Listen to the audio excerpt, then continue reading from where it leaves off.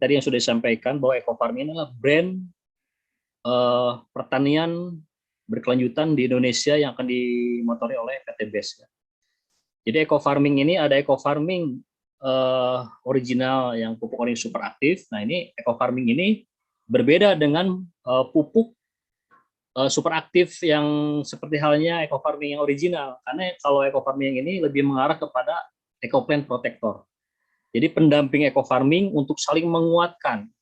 Karena selama ini kita punya pupuk bagus pun ketika diserang hama dan penyakit, ya tidak bisa apa-apa. Makanya adanya Eco Plant Protector ini, insya Allah nanti di mindsetnya para mitra ini berbicara tentang pengendalian hama dan penyakit tanaman, pasti akan mendengar apa yang disebutnya agen hayati atau Eco Plant Protector ini yang akan dikeluarkan oleh PT BES. Karena produk ini insya Allah tidak mengandung residu bahan kimia berbahaya. Nah inilah yang dicari siapapun, karena formulasi ini sudah diketemukan tahun 2017 dan hasilnya dahsyat. Makanya Eco Plant Protector ini sudah kita siapkan ya, tim konsultan sudah siapkan materinya supaya lebih gampang dicerna ya. Jadi Eco Farming, Eco Plant Protector ini bukan saingannya Eco Farming gitu ya.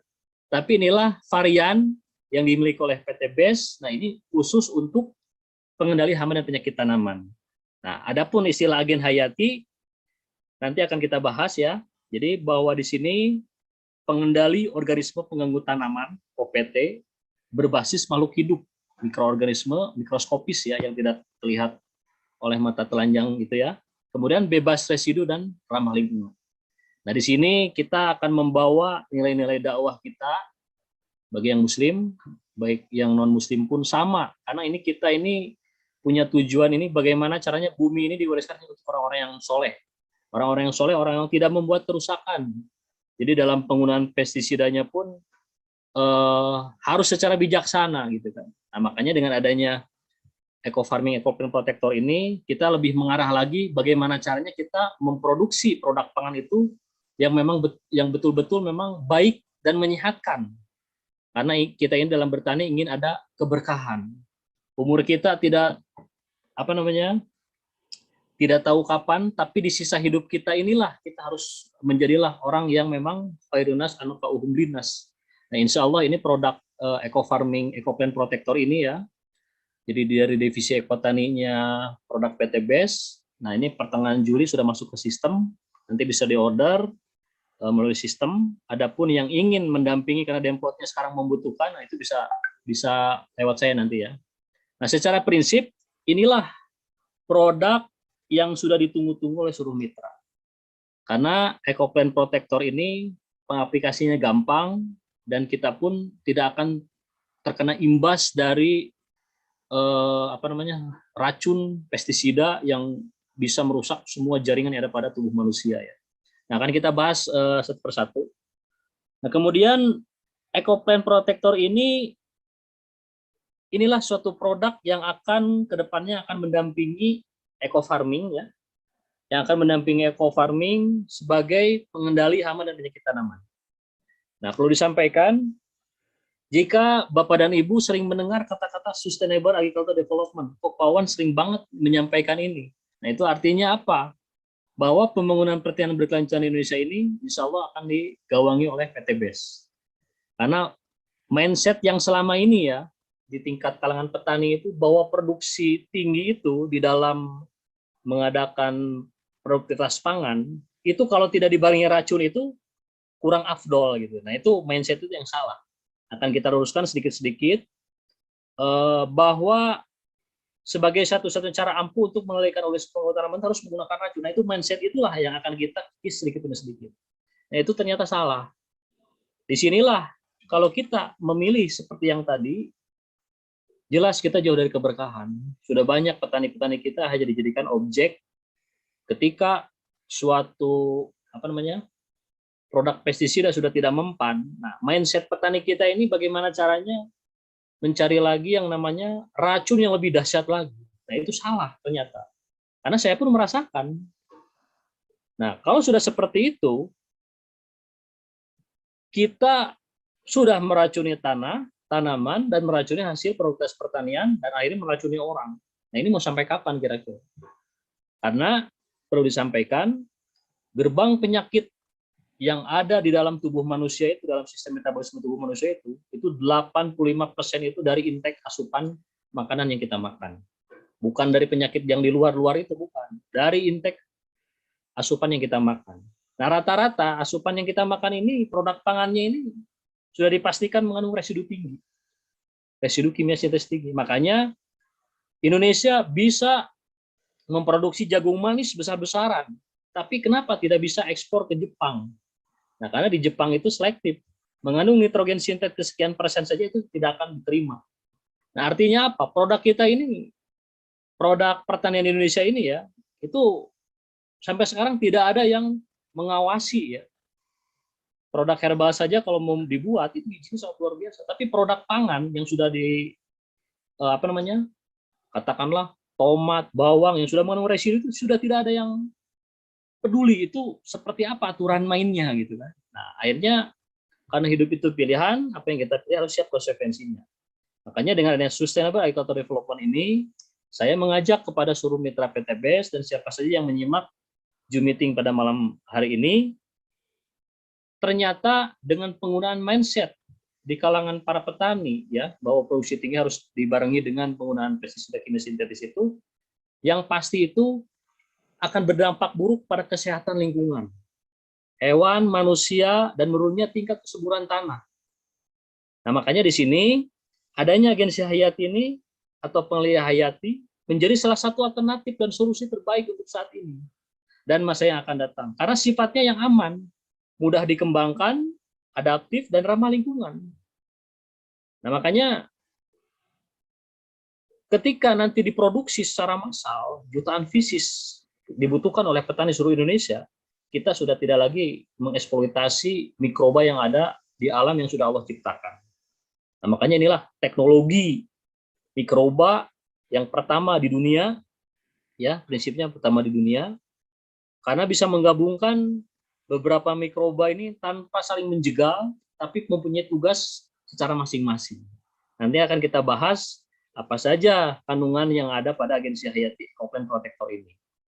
Ya, jadi tujuannya tadi ya, bahwa mindset kita rubah dulu nih. Bagaimana caranya?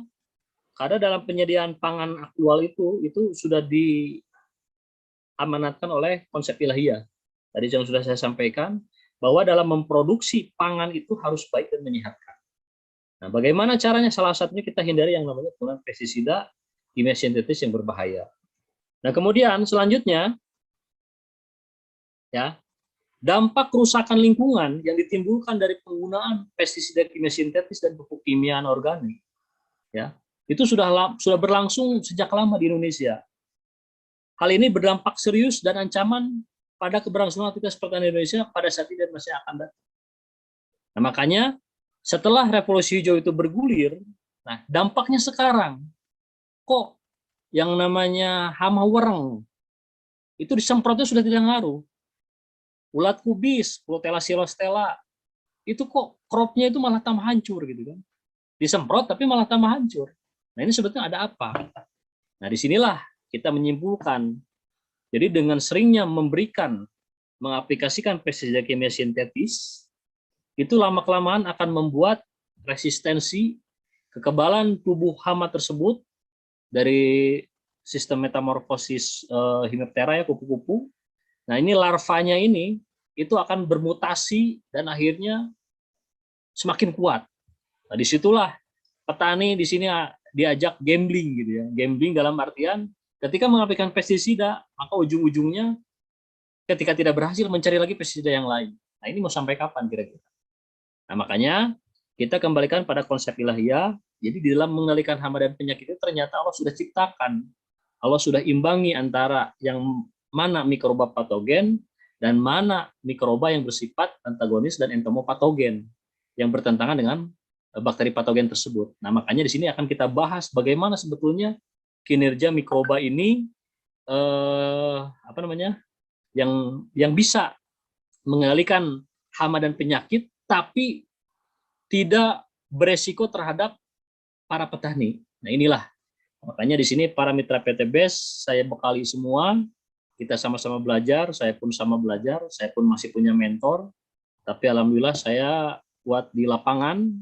Jadi dari tahun 2000 dulu saya sudah terjun di pertanian, menggarap puluhan hektar, baik itu di pertaniannya, peternakannya, perikanannya, dan alhamdulillah bekal dari sinilah saya insya Allah bisa berbagi dengan seluruh mitra PTBes.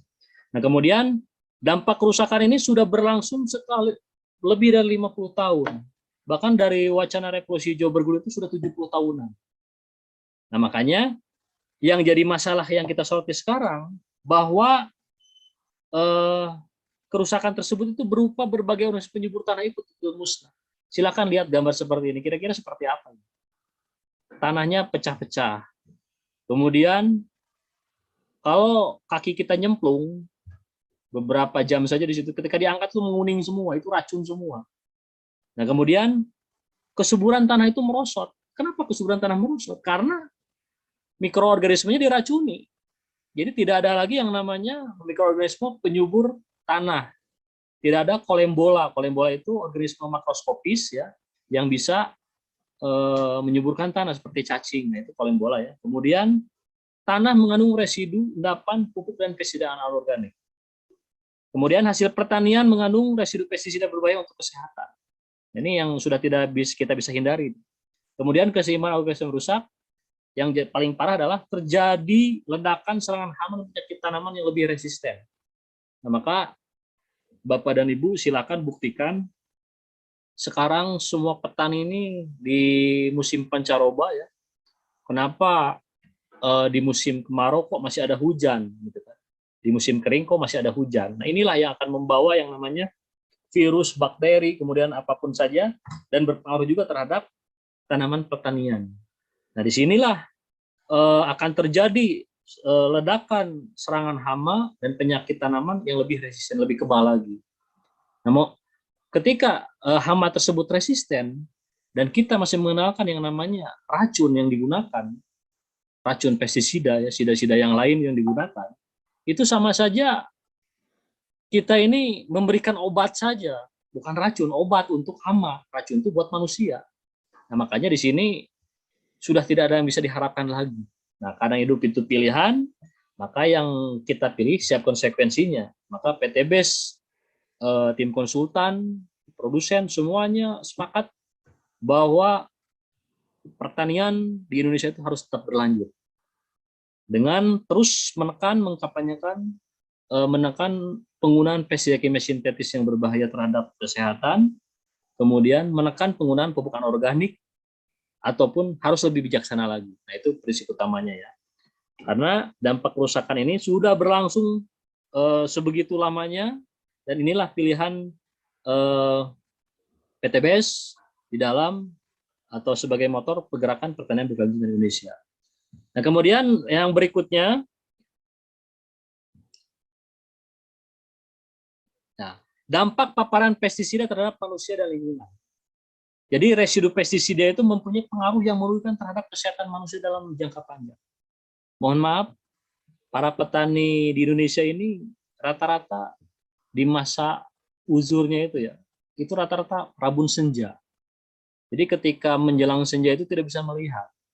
Bayangkan berapa banyak uap pestisida yang diserap oleh mata dan akhirnya menyebabkan menjadi rabun. Nah, kemudian yang terhirup yang menyebabkan paru-paru, ya, kemudian kanker. Kan kanker ini semua orang itu punya yang namanya sel karsinogen. Sel karsinogen itu adalah sel penyebab kanker. Cuman pemicunya ini tergantung yang bersangkutan, tergantung manusianya.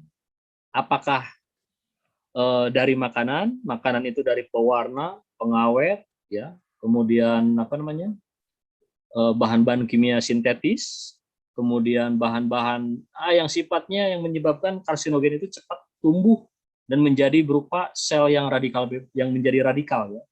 Artinya sel itu menjadi suatu benjolan ya, benjolan kemudian akan berkembang dan di dalam jaringan, dan di situ disebut kanker. Nah, kanker inilah salah satu penyebabnya adalah dari penggunaan paparan pestisida. Salah satunya ya, selain polusi ya. Nah, pestisida ini ya inilah hasil dari apa yang diwariskan dari revolusi hijau. Maka dari sini ada yang diuntungkan dan ada yang dirugikan. Nah, kemudian yang berikutnya adalah pestisida merupakan endocrine disruption chemical. Jadi bahwa pestisida ini akan berpengaruh terhadap sistem daripada yang namanya sistem endokrin, kelenjar ya, hormon. Nah, makanya di sini mohon maaf banyak anak-anak yang lahir tidak semestinya. Itu jangan salahkan takdir, tapi dari konsumsi yang kita makan. Karena bagaimanapun walaqad khalaqnal insana min sulalatin min tin, ya. Jadi Allah menciptakan manusia itu dari saripati tanah. Nah, tanah ini dari produk pangan yang kita makan. Bagi yang laki-laki menjadi sel sperma dan perempuan menjadi sel telur. Nah, dari situlah yang dapat menyebabkan sel sperma dan sel telur ini kualitasnya ini karena memang ada dampak paparan pestisida ini menjadi tidak sesuai dengan apa yang fitrahnya sebagai manusia. Makanya mohon maaf banyak serba kekurangan yang lahir. Nah, itulah salah satunya dampak dari penggunaan paparan pestisida ya. Nah, kemudian selanjutnya faktor penyebab tanaman terserang penyakit. Jadi setelah bergulirnya masa revolusi hijau yang dicetuskan tahun 50-an ya, berarti sudah masuk ke tahun ke-70 ya. Tapi kalau di Indonesia itu masuknya tahun 70-an. Tapi revolusi hijau itu tahun 50-an dicetuskannya oleh Norman Borlaug dulu ya, si itunya tokohnya itu yang mengadakan percepatan setelah Perang Dunia Kedua ini supaya bagaimana caranya seluruh masyarakat dunia itu bisa menyediakan pangannya untuk kebutuhan hajat hidup sebuah negara, tapi caranya dengan serba instan. Nah, instannya inilah dampaknya yang kita terima seperti sekarang. Jadi kita nanam cabai, nah ini gambar sebelah kiri ya. Cabai ini diserang apa yang disebut dengan hama trips ya. Nah, trips itu apa? Trips itu kutu yang meraut dan menghisap di cairan yang ada di batang muda dan daun muda. Nah, kemudian di situ akan menyedot cairan tersebut yang akhirnya menyebabkan cairan tersebut sebagai pembawa vektor itu pembawa ya virus yang disebut dengan mosaik. Nah, ini yang kuning-kuning ini virus mosaik, Gemini, dan bawa virus kerdil juga. Nah, kalau sudah seperti ini, buahnya pun tidak akan besar. Nah, makanya ini sudah satu paket antara hama dan penyakit. Terkadang penyakit itu dibawa dari hama. Nah, seperti yang sebelah kanan ya, itu hama kutu putih. Hama kutu putih yang bisa membawa yang namanya cairan madu. Kemudian cairan madu tersebut diikuti oleh semut, karena di situ terjadi simbiosis mutualisme. Nah, ujung-ujungnya jadi jelaga hitam semua. Maka dari situ zat hijau daun tertutup dan tidak bisa fotosintesis. Nah, inilah bahwa penyakit pada tumbuhan adalah gangguan yang disebabkan oleh mikroorganisme mikroskopis. Virus, bakteri, fungi, protozoa, dan cacing nematoda. Itu semuanya adalah penyebab yang menyebab penyakit pada tanaman. Kemudian mikroorganisme mikroskopis ini juga menyerang berbagai organ tumbuhan, baik bagian akar, batang, daun, dan buah. Nah, ini kalau sudah seperti ini, kita buka dulu mindsetnya. Jangan sedikit-sedikit ngelihat rumput sedikit, bagaimana caranya nyari racun herbisida. Melihat hama baru 2 biji, wah ini harus beli racun. Nah, itu salah. Nah, bagi kita sebagai aktivis, katakanlah pertanian sehat dan ramah lingkungan dengan brandnya eco farming ini, saya pun sama dulu pernah bertani juga. Nah, ketika kita menghadapi suatu hama yang tidak bisa dikendalikan, maka ujung-ujungnya kita mencari racun lagi yang lebih dahsyat. Itu salah ternyata. Nah, makanya alhamdulillah PTBS sudah memberikan solusi untuk booster pemacu pertumbuhannya, ada eco farming, pupuk organik superaktif. Nah, untuk pengendali hama dan penyakitnya ada yang disebut dengan EcoPlant Protector ini. Nah, kita lanjut dulu materinya. Nah, kemudian serangan virus pada tanaman. Nah, jadi kalau Bapak Ibu bagaimana caranya membedakan antara serangan hama dan penyakit ya. Nah, hama itu sudah dipastikan organisme makroskopis ya, kebanyakan itu yang tampak, yang terasa, yang teraba dan terlihat, yang menyerang apa yang dibudidayakan oleh manusia, baik itu di pertanian, perikanan maupun peternakan. Nah, di pertanian, ketika kita budidaya, kemudian diserang tanaman yang kita budidayakan tersebut, itulah kategorinya hama. Yaitu baik berupa insekta, serangga, ada yang berupa moluska, keong, yang hampir tiap hari saya ditanya keong mulu nih sama mitra PTBes. Padahal mengendalikan keong itu gampang. Nah, kemudian ada juga berbentuk roden atau pengerat seperti tikus. Nah, tikus zaman sekarang dan zaman dulu itu beda. Bahkan diceritakan dalam suatu daerah, dalam satu malam itu ratusan hektar bisa habis serangan tikus. Nah, itu sebenarnya ada apa? Apakah ada mitosnya? Nah, makanya nanti akan kita bahas tuh secara detail, nanti ada tanya jawab juga. Nah, kemudian kalau serangan virus ya, virus bersifat parasit obligat, yaitu hanya dapat hidup pada inang yang hidup. Virus tidak bisa menyerap cairan atau tanaman, akan tetapi virus menyerang dengan cara yang lebih ganas, yaitu memasuki sel inang dan memperbanyak diri di dalamnya. Nah, seperti perubahan warna yang menyebabkan daun menguning, ya, kemudian kerdil, kemudian ya berbentuk mosaik ya. Nah, itu seperti serangan seperti itu virus itu tidak bisa langsung masuk ke dalam tubuh tanaman, tapi ada yang disebut dengan vektor atau karier pembawanya. Siapa? Yaitu hama dari jenis kutu-kutuan. Nah, ini seperti hortikultura ya, tanaman sayuran, tanaman buah-buahan semusim maupun perennial crop, dan tanaman hias itu masuk ke hortikultura. Nah, ini biasanya kalau sudah diserang hama seperti cabai ya, nah itu diikuti dengan serangan penyakit. Nah, penyakit yang disebut tadi virus mosaik, kerdil, atau gemini ya. Nah, itu udah satu paket. Nah, satu-satunya yang bisa mengendalikan itu apa kira-kira coba? Apakah racun yang mengandung abamectin? Nah, itu banyak di pasaran. Sekarang maaf saja sudah tidak mempan. Saya tidak menceritakan merek, tapi menceritakan tentang bahan aktifnya saja ya. Nah, makanya di sini apa solusi yang bisa mengendalikan semua jenis serangan hama dan penyakit pada tanaman? Nah, ini sekarang kita bahas nih. Nah, kemudian selanjutnya ya. Nah, ciri tanaman terserang hama dan penyakit ya. Gejala umum penyakit tanaman oleh virus itu secara umum tanaman yang terinfeksi oleh virus menunjukkan beberapa gejala. Biasanya terdapat pada daun, buah, batang, dan cabang maupun akar. Itu serangan dari berbentuk penyakit ya. Kemudian perubahan bentuk bagian tanaman, perubahan warna, kematian jaringan. Nah, itulah organisme mikroskopis yang bersifat patogen. Jadi penyebabnya bisa bakteri, bisa cendawan, bisa virus, bisa protozoa yang tidak tampak. Nah, itu semuanya disebabkan oleh organisme mikroskopis yang dikategorikan adalah penyebab penyakit. Nah, kemudian kalau hama, nah seperti kutu putih, kemudian ada warang, nah itu masuk kategori hama. Nah, itu berbeda. Tapi biasanya serangan hama itu membawa yang namanya sebagai karier penyakit yang dapat menyebabkan tanaman itu berubah secara psikologis. Nah, seperti cabai yang ada pada gambar sebelah kiri ini, dia sudah menguning. Kalau sudah seperti ini berat cara penanggulangannya. Ibarat orang yang sudah sakit parah kronis, kita ingin mempertahankan hidup, bagaimana caranya? Ya itulah. Makanya mindset Ecoplant Protector Agensi Hayati ini, bagaimana caranya kita merawat tanaman sedang sehat. Makanya nanti ada ininya ya, bagaimana caranya. Dimulai dari apa? Dari treatment benih, pratanam ke media tanam, kemudian vegetatif, generatif selama 2 pekan sekali untuk preventifnya. Nah, nanti ada cara-caranya. Nah, kemudian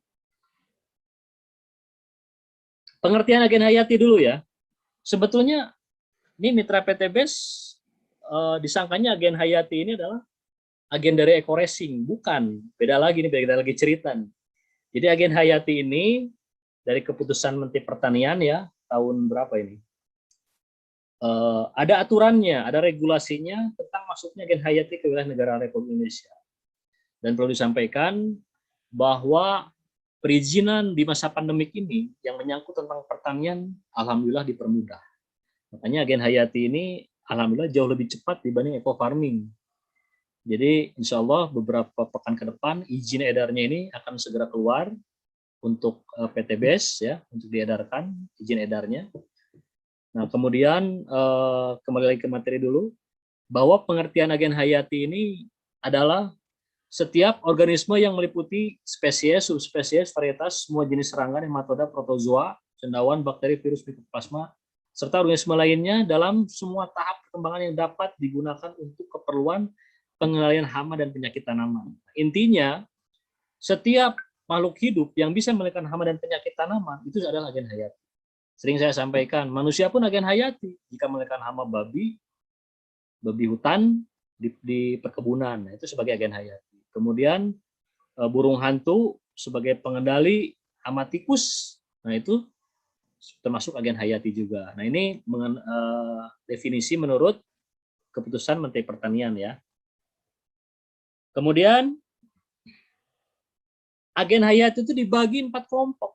Ada yang disebut agen antagonis, agen entomopatogen, agen PGPR, dan predator, dan parasitoid. Nah ini ibu-ibu biasanya kalau mengenal antagonis itu pasti ingat ke sinetron biasanya. Jadi antagonis ini adalah organisme yang memang kehadirannya itu memang tidak disukai oleh hama dan penyakit tanaman. Nah, kemudian agen entomopatogen ini agen yang lebih menginfeksi yang namanya serangan hama. Nah, itu biasanya kategorinya dari cendawan dan bakteri yang bisa menginfeksi tubuhnya hama. Terus PGPR ini apa? Plant Growth Promoting Rhizobacteria. Nah, ini Rhizobacteria itu adalah bakteri yang ada di perakaran yang bisa memacu pertumbuhan tapi bisa memblocking area juga di sekitar rhizosphere perakaran. Kemudian predator dan parasitoid itu apa? Nanti akan kita bahas satu-satu ya. Nah, secara prinsip inilah gambaran tentang agen hayati ya. Nah, pertama agen antagonis dulu kita bahas dulu ya. Nah, agen antagonis adalah mikroorganisme atau jasad yang dapat mengalihkan pertumbuhan patogen dengan cara memblocking area pertumbuhan, cara menghambat penyebarannya melalui persaingan hidup dan blokir area pertumbuhan patogen itu sendiri. Nah itu yang terkenal itu adalah trichoderma. Nah trichoderma ini Allah ciptakan sangat luar biasa. Bisa masuk ke agen antagonis, bisa masuk ke agen entomopatogen juga. Nah makanya di sini agen antagonis ya karena memang tadi definisinya adalah yang bisa memblocking area. Nah, perlu saya sampaikan dulu. Mikroba yang ada pada eco farming ya, pupuk organik superaktif itu adalah mikroba yang bersifat promoting ya, tadi ya, pemacu pertumbuhan tanaman. Ketika kita terjunkan di lahan yang di situ mengandung yang namanya mikroba patogen, di situ kinerja daripada mikroba eco farming itu energinya terkuras habis. Jadi tugasnya sebagai pemacu pertumbuhan itu yaitu tadi tidak akan optimal. Karena apa? Karena memang yang tadinya tugasnya pemacu pertumbuhan harus berkelahi dulu, berantem dulu dengan yang namanya mikroba patogen. Apa mikroba patogen itu? Mikroba itu adalah terdiri dari bakteri dan cendawan yang bersifat bisa menginfeksi penyakit pada tumbuhan atau tanaman. Contohnya apa? Phytophthora solani, Fusarium oxysporum. Nah, jadi kalau Bapak dan Ibu nanam cabai nih, tiba-tiba cabai itu kok layu, nah itu kerjanya Fusarium. Nah, itu yang bisa mengendalikan itu adalah agensi hayati Ecoplant Protector dulu.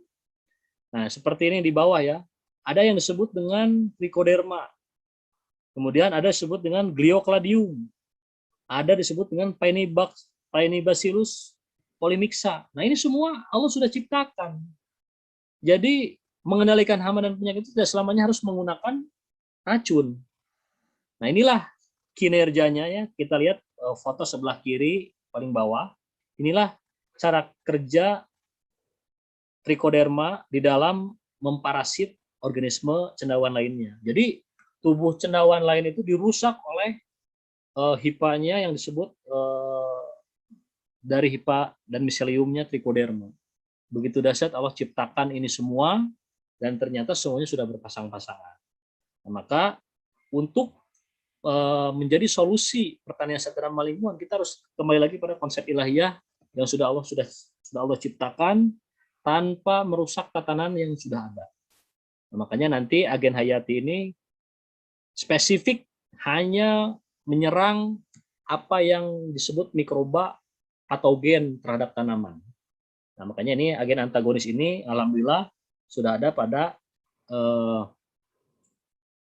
mikrobanya yang ada pada agen hayati Ecopen Protector. Nah, kemudian selanjutnya agen entomopatogen. Agen entomopatogen itu apa? Adalah mikroorganisme atau jasadermik mikroskopis yang tidak tampak yang menghambat penyebaran hama dan penyakit dengan cara menginfeksi hama dan penyakit tersebut. Nah, biasanya itu yang paling terkenal Bacillus thuringiensis yang mempunyai kristal yang bisa menghancurkan tubuh larva ya, ulat. Nah, kemudian Beauveria bassiana dan Verticulum leshani. Nah, ini semua dia bisa menginfeksi apa yang disebut dengan hama. Jadi kalau kita mengaplikasikan agen hayati ya di jam-jam fotosintesis atau setelah jam 16, kemudian di situ ada yang namanya kupu-kupu sedang metamorfosis. Kupu-kupu serangga dewasa, imago, kemudian nyimpen telur. Nah, telurnya kesemprot. Itu ada dua kemungkinan. Pertama akan menetas secara prematur, yang kedua akan gosong, kering. Nah, inilah dahsyatnya teknologi mikroba. Tapi petaninya aman. Nah, inilah kita dengan PTBS ini harus membuka mindset bahwa kalau ada slogan-slogan petani cerdas PTBS itu kita harus lebih rasional lagi. Karena selama ini petani sudah tidak rasional. Makanya kita akan edukasi seluruh petani di Indonesia ini bagaimana menjadi petani cerdas. Cerdas dalam artian ketika tanaman kita diserang hama dan penyakit, bukan mencari ke toko pertanian yang disebut racun yang berbahaya, tapi bagaimana caranya kita mengendalikannya secara ramah lingkungan. Nah, insya Allah di sini akan disediakan oleh PTBS untuk mendampingi eco farming di lahan.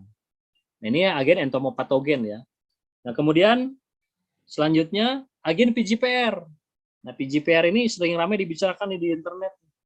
Nah, ini sudah ada semua, sudah lengkap, Pseudomonas fluorescens yang bisa memblocking area di sekitar perakaran rhizosfer serta akan bisa membantu percepatan pertumbuhan. Nah, ini semuanya ada pada agen hayati Ecopen Protector. Ini udah lengkap semua ya. Nah, kemudian bagaimana karakter dengan mikrobanya eco farming? Nah, tetap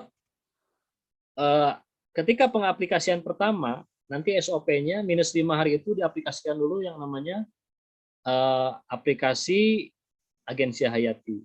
Nah, 2 hari berikutnya baru eco farming. Nah, karena mikroba eco farming ini yang bertugas yaitu untuk memacu pertumbuhan. Nah, di sini akan diproteksi oleh agensi hayati dan saling menguatkan. Jadi adanya teknologi mikroba inilah alhamdulillah bukan kebetulan karena memang sudah Allah ciptakan oleh kendaraannya PTBS. Dan bersyukur para seluruh mitra yang masih komitmen. Adapun reward di PTBS ini hanya sebatas apresiasi perusahaan saja. Tapi ada jauh yang nilainya jauh daripada reward adalah nilai ibadah kita. Mudah-mudahan kita dalam mengedukasi petani supaya lebih mengarah lagi ke pertanian secara lingkungan inilah menjadi amal jariah kita. Makanya tim konsultan ya akan fokus terus, terutama di dalam menyediakan fasilitas berupa sarana produksi ini supaya PTBS ini semakin kuat lagi dalam produk ya. Jadi baru 2 saja antara eco farming dan agen hayati ini akan memotor pertanian di Indonesia. Nah, nanti beberapa setelah ini beres semua, nanti ada pengendali gulma ramah lingkungan. Saya tidak akan menyebut herbisida ya, karena sida-sida itu racun gitu. Pestisida, pes itu hama, sida itu adalah racun. Nah, makanya istilah itu akan kita buang dulu semua. Karena apa? Karena memang kita ini perlu wawasan lebih terbuka lagi ya, bahwa dalam mengendalikan hama dan penyakit, dalam mengendalikan gulma itu kita sudah tidak menggunakan yang namanya racun. Insya Allah nanti ada setelah ini izin keluar, nanti ada yang disebut dengan pengendali gulma ramah lingkungan. Nah, itu diekstrak dari satu yang berupa quinclorac ya. Nah, itu diambil dari ekstrak tanaman mulai dari buah, batang dan akar. Dan itu ketika diaplikasikan pada tanaman padinya aman. Tapi tanaman gulma yang ada di sekitar di bawah, baik berdaun lebar, berdaun sempit, itu pasti mati gitu kan. Nah, inilah teknologi sama belum ada di pasaran. Nah, ini kita sedang produksi dan masih dalam proses ya. Jadi satu-satu dulu bahwa agen Hayati ini juga insya Allah kehadirannya sudah ditunggu-tunggu oleh para mitra. Pak, nunggunya lama, pertengahan Juli baru masuk ke sistem. Sebetulnya sampling sudah tersedia di saya. Jadi diam-diam ini kita sudah menyebar sampling itu sudah di atas 25.000 saset. Dan alhamdulillah laporannya hasilnya signifikan ya, bisa menghilangkan hama dan penyakit. Nah, kemudian selanjutnya predator dan parasitoid. Nah, ini kalau ini lebih mengarah kepada kelompok agen ini terdiri dari organisme mengenali hama ya secara langsung. Jadi seperti burung hantu, kemudian tomcat ya, kemudian laba-laba, ular. Nah, ini sebagai predator. Nah, kalau parasitoid itu adalah biasanya organisme yang memang hidupnya itu menempel pada organisme lain bersifat parasit. Nah, itu kalau agen Hayati ini berarti bersifat 3 tadi. Pertama agen antagonis, agen entomopatogen, dan agen VGPR. Nah, kalau ini kategorinya adalah organisme makroskopis ya. Jadi tidak masuk ke dalam agensi Hayati yang teknologi mikroba tadi ya. Nah, kemudian Ecoplant Protector itu sebenarnya apa sih? Agen Hayati Ecoplant Protector merupakan agen pengendali hama dan penyakit yang berbasis makhluk hidup, mikroorganisme mikroskopis yang tanpa menimbulkan resistensi pada hama. Jadi hama itu tidak akan dibuat kebal.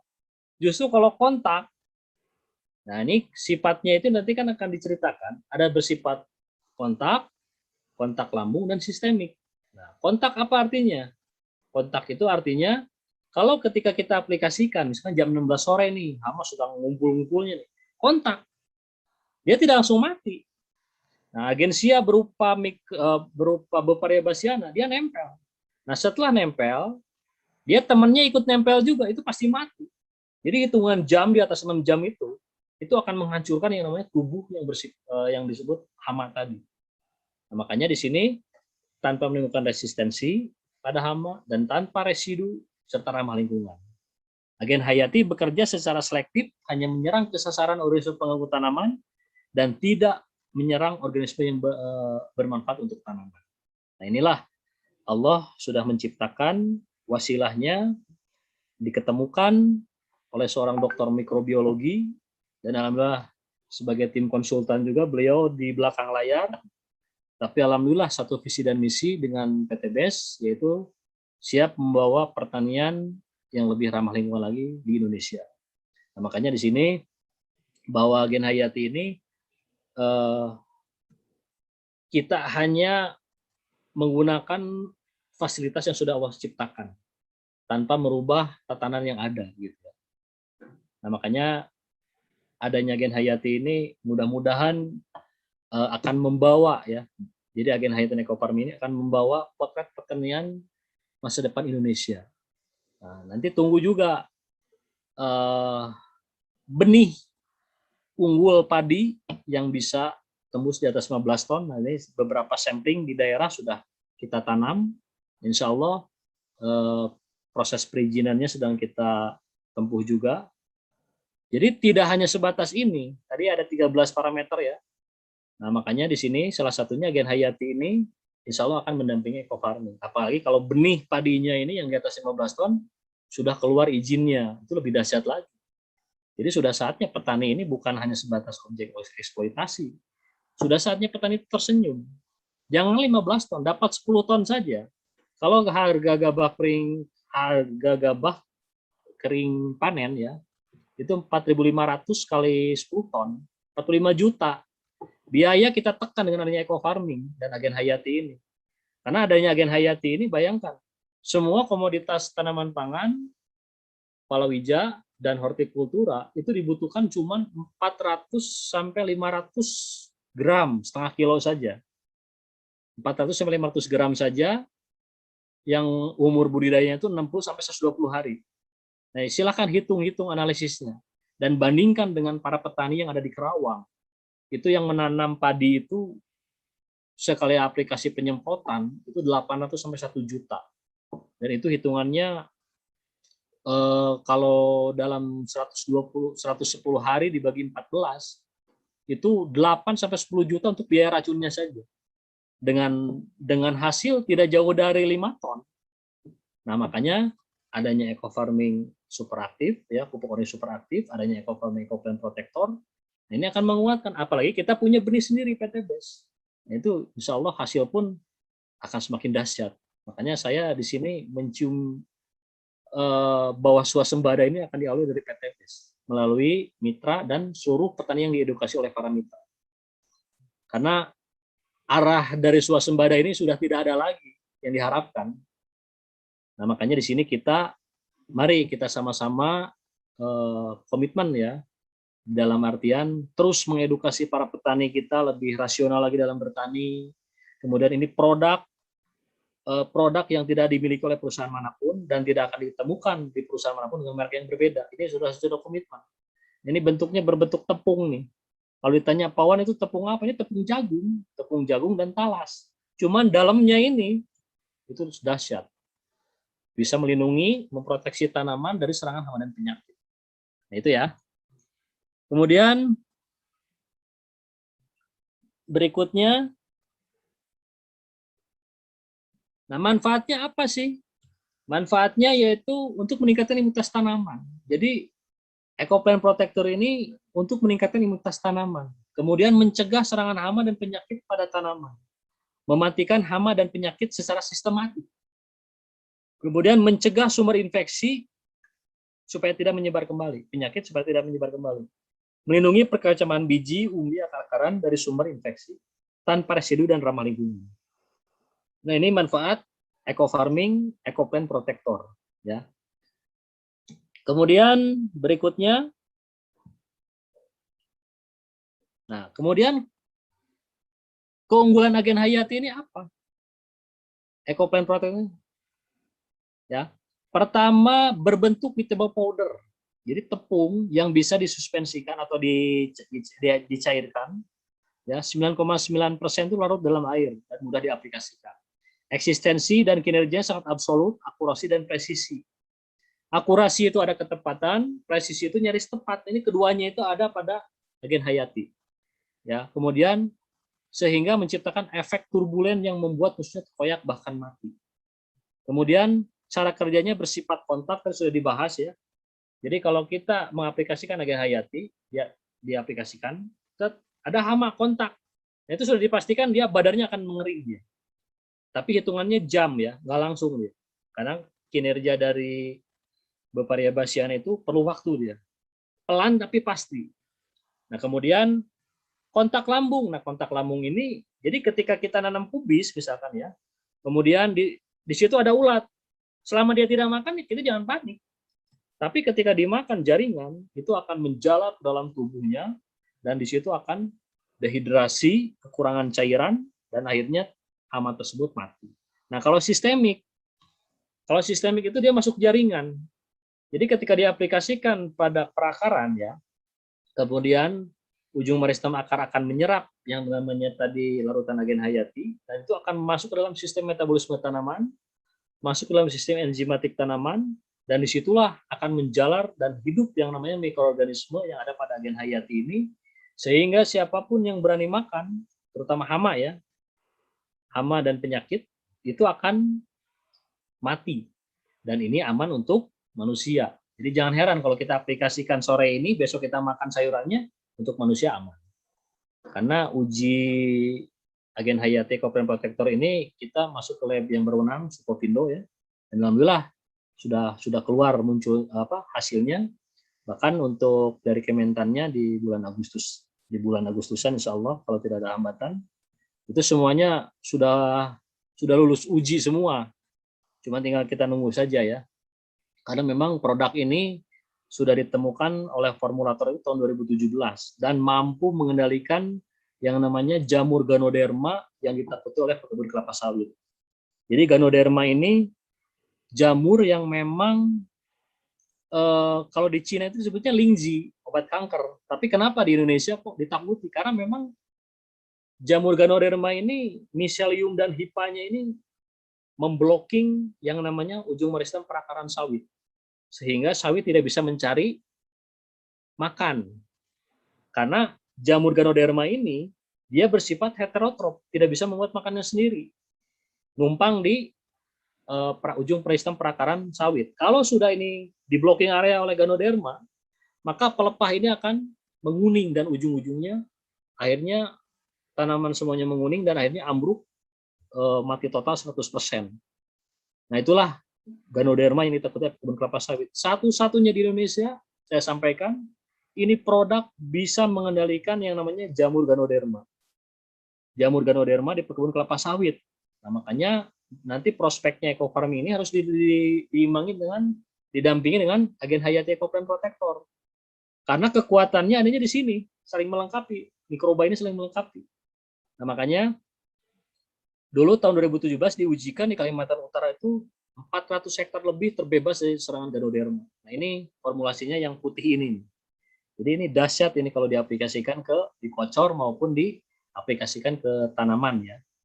Nah, kemudian tidak mengandung racun berbahaya, aman untuk tanaman dan manusia. Ya, kemudian tidak menimbulkan resisten pada hama dan ramah lingkungan. Nah, inilah poin-poin keunggulan agen hayati dibanding yang lain. Jadi kita ini tidak memproduksi racun karena kita tidak memproduksi sida-sida ini ya. Karena sida itu racun. Nah, kita hanya menggunakan teknologi mikroba untuk mendampingi mikrobanya ekofarming supaya kinerjanya semakin dahsyat. Dan inilah produk yang insya Allah tidak lama lagi akan dikeluarkan oleh PT BES. Nah, samplingnya tetap masih ada di saya. Sampling yang siap, yang bagi para mitra yang sudah punya demplot, tapi bingung mau mencari pengendali hama dan penyakitnya, boleh nanti hubungi ke nomor saya 24 jam ya. Asal nomor saya itu jangan ditelepon saja, nggak bakal diangkat. Ya, seperti itu. Kemudian, bagaimana cara kerjanya? Ya ini, jadi Ecoplant Protector ini bersifat antibiosis dan antibiolisis. Jadi, mikroba yang ada pada agen hayati ini, baik bakteri ataupun cendawan, akan mengeluarkan senyawa metabolik beracun untuk organisme yang menyebabkan hama dan penyakit tanaman. Ini dahsyatnya nih. Kemudian, kompetisi persaingan terhadap inang, tempat hidup dan hara. Jadi persaingannya lebih dominan daripada agen hayati dibanding mikroba patogen tadi ya. Kemudian hiperparasitisme yaitu mekanisme di mana suatu agen antagonis ini dapat terjadi melalui satu atau lebih mekanisme antagonisme. Nah, ini adanya pada trichoderma yang ada pada agen hayati. Kemudian selanjutnya komposisinya apa saja Pak Wan kok ini bisa dahsyat. Nah, ini setelah kita kaji, kita terbuka karena memang ada konsumsi untuk publik, ada konsumsi untuk dapur sendiri. Nah, inilah kandungan yang ada pada agensi hayati. Pertama adalah Gliocladium, kemudian Trichoderma, Beauveria bassiana, Streptomyces sebagai antibiotik, kemudian Pseudomonas fluorescens. Nah, ini di total ada 8 sampai 11 mikroba yang tidak mungkin diceritakan semuanya. Karena kalau diceritakan semuanya nanti bingung sendiri. Karena banyak bakteri-bakteri turunan yang sifatnya dahsyat ini ya. Nah, kemudian Bapak dan Ibu kalau melihat misalkan ada merek Beauveria bassiana, nah itu yang orang biasanya menjual cuma satu produk doang. Nah, kalau kita di sini alhamdulillah jadi pawangnya mikroba inilah bisa menyatukan ini semua. Makanya bisa mengalihkan hama semua hama dan penyakit tanaman. Nah, ini kandungan daripada komposisi dari agensi hayati Ecoplant Protector. Nah, kemudian, nah ini Gliocladium. Gliocladium itu merupakan mikroba antagonis yang mampu mengendalikan berbagai patogen yang menginfeksi tanaman bersifat saprofit sehingga berfungsi sebagai agen hayati. Nah, biasanya Leiopusarium ini lawannya adalah Gliocladium. Jadi semuanya sudah Allah ciptakan, sudah sedemikian ditata, sedemikian rapihnya, sedemikian bagusnya, tapi manusia sendiri yang merusak. Makanya kita akan kembalikan lagi ini kepada konsep ilahiyah dengan tidak merusak tatanan sedikit pun yang sudah Allah ciptakan. Bahkan disinilah adanya persaingan kompetisi sehat antara mana itu patogen, mana itu agen hayati untuk pelihara hama dan penyakit tanaman. Nah, kemudian setelah Gliocladium ada yang disebut Trichoderma. Nah, ini Trichoderma ini adalah merupakan cendawan atau fungi yang termasuk Ascomycetes ya. Ascomycetes ini biasanya antara bakteri dan cendawan dia. Nah, kemudian merupakan jamur atau cendawan yang paling umum dijumpai dalam tanah, khususnya tanah dengan kandungan bahan organik yang tinggi. Jadi biasanya di hutan-hutan bambu ini banyak sekali Trichoderma. Nah, dulu sebelum adanya Ecoplant Protector ini, tim konsultan menyarankan kultur Trichoderma sendiri. Nah, kalau sekarang sudah tidak usah lagi berpikiran bagaimana cara membuatnya, karena ini sudah simpel ya, semakin simpel. Jadi cukup 10 gram dilarutkan dalam 14 liter air, kocok secara homogen, kemudian diam sekitar 10 menit, aplikasikan. Lebih simpel ya. Nanti ada bagaimana caranya. Nah, kemudian, nah ini cara kinerja Beauveria bassiana yang sudah menginfeksi yang namanya serangan belalang. Jadi belalang yang sudah terkena serangan Beauveria bassiana, dia tubuhnya akan dehidrasi, kekeringan, cairannya akan keluar, dan akhirnya menyebabkan hama tersebut mati. Nah, ini berlaku juga pada ulat. Nah, kemudian perlu disampaikan, saya ini alhamdulillah ya dari database Telegram, saya sudah membina ini mitra PTBS sudah 4.500 orangan dalam grup WA ya. Boleh nanti yang mau ikut gabung di grup pembinaan ekofarming Nenek Hayati bisa bisa simpan save nomor saya. Karena ini nomor udah kadung kemana-mana nih. Ya, supaya apa? Supaya kita ini tahu bagaimana cara mengaplikasikan eco-farming yang betul itu bagaimana. Kan? Pengaplikasian agen hayat itu seperti apa. Nah, ini akan kita edukasi terus selama tidak ada liburnya. Karena memang tugas saya ini memang akan dengan PTBS itu adalah sebagai tim konsultan itu pencerahan ya. Pencerahan terhadap mitra PTBS ya. Jadi kalau ada yang mitra mengajak saya closing pejabat untuk supaya ikut menjadi member, nah itu bukan bagian saya. Jadi tugas saya ini akadnya adalah untuk memberikan pencerahan secerah-cerah tentang produk yang ada di PTBS, terutama Ecofarming dan Agensi Hayati. Nah, ini cara kinerja Beauveria bassiana. Ya. Kemudian kembali ke materi. Selanjutnya ada Streptomyces. Nah, Streptomyces ini adalah sumber utama senyawa antibiotik. Nah, makanya antibiotik inilah yang yang akan melindungi tanaman dari serangan bakteri. Nah, Streptomyces ini adalah bisa sebagai biofertilizer karena bisa mampu menyediakan nutrisi untuk tanaman ya, sebagai hara ya. Kemudian fitohormon juga. Kemudian sitokinin, gibrelin, bioprotektan berfungsi untuk menekan dan menghambat pertumbuhan jamur patogen. Nah, inilah makanya aplikasi agen hayati dan ecofarming belum bisa digabung karena memang secara definisi tadi mana yang disebut promotor, mana yang disebut inhibitor ini belum bisa diaplikasikan bersamaan. Jadi agen hayati dulu minus 5 hari, 2 hari berikutnya baru ecofarming. Nah, itu semuanya ikutin SOP-nya dulu untuk meningkatkan hasil itu, caranya seperti itu. Nah, kemudian yang berikutnya, nah ini ada Pseudomonas. Pseudomonas ini berbentuk seperti ini nih. Dia ada ekornya sebetulnya itu. Nah, Pseudomonas fluorescens ini merupakan salah satu mekanisme antagonis untuk pengendalian hayati dan penginduksi ketahanan tanaman dan dapat meningkatkan pertumbuhan tanaman. Karena ini Pseudomonas fluorescens ini dia bisa masuk ke dalam agen antagonis dan bisa masuk ke dalam PGPR. Karena agen PGPR dan antagonis ini yang pada Pseudomonas fluorescens ini dia bisa memblocking area. Nah, memblocking area inilah yang menyebabkan tanaman itu semakin tidak akan diganggu oleh mikroba yang bersifat bakteri dan cadawan patogen tadi. Nah, inilah salah satunya Pseudomonas ya. Nah, kemudian ini hasil pengamatan agensi hayati menggunakan mikroskop ya, yang sering kita sampaikan, bahwa angka 0 ini menunjukkan tidak ada perkembangan yang namanya infeksi dari mikroba patogen ya, bakteri maupun cendawan patogen yang bersifat parasit ya. Nah, ini artinya tidak ada perkembangan angka 0 di kiri dan 0 di kanan ini, bahkan satu pun tidak, artinya kesimpulannya agen hayati ini mampu mengenangani parasit dan patogen yang mengganggu tanaman. Lanjut dulu. Nah, ini bagaimana cara pengaplikasiannya? Mudah. Jadi aplikasi agen hayati ini tanpa pembiangan bermalam-malam, tidak usah. Jadi agen hayati satu saset itu setara dengan 10 gram. Nah, kemudian air 100 mili. Nah, ini gampangnya supaya ini ya, seperti ini. Kemudian agen hayati dimasukkan ke dalam 100 mili, kocok secara homogen, masukkan, tuangkan ke dalam tangki yang berisi 14 liter air. Jadi dosis akurasi dan presisinya itu tidak boleh lebih dari 14 liter air. Gitu ya. Nah, ini tujuannya untuk apa? Karena dosis tepatnya seperti ini.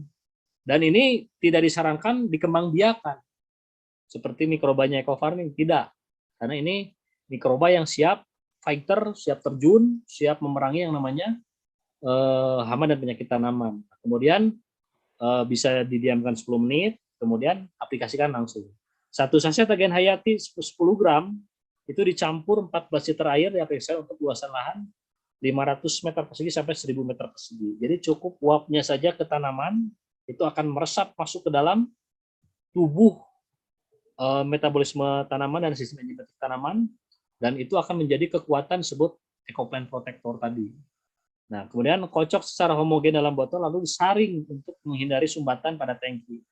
Jadi harus disaring karena di bawah 1% itu paling 0, sekian persen itu ada beberapa biji yang ikutan, nah itu harus disaring untuk menghindari penyumbatan ya. Tapi secara prinsip ke depan bisa full 100% bisa diaplikasikan langsung ke tangki tanpa penyaringan. Tapi untuk yang sekarang harus ada penyaringan karena ada 0, sekian persen, ada beberapa butiran-butiran yang sifatnya ikutan dari produksi ya. Kemudian tidak diperkenankan sisa air dalam tangki lebih dari 24 jam untuk diaplikasikan kembali. Jadi tidak boleh diendapkan dalam tangki itu 24 jam.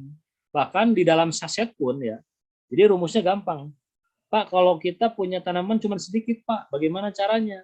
Nah, ambil 1/10-nya, 1 gram, diencerkan dalam 1,4 liter air, kan tadi 10 gram dalam 14 liter air.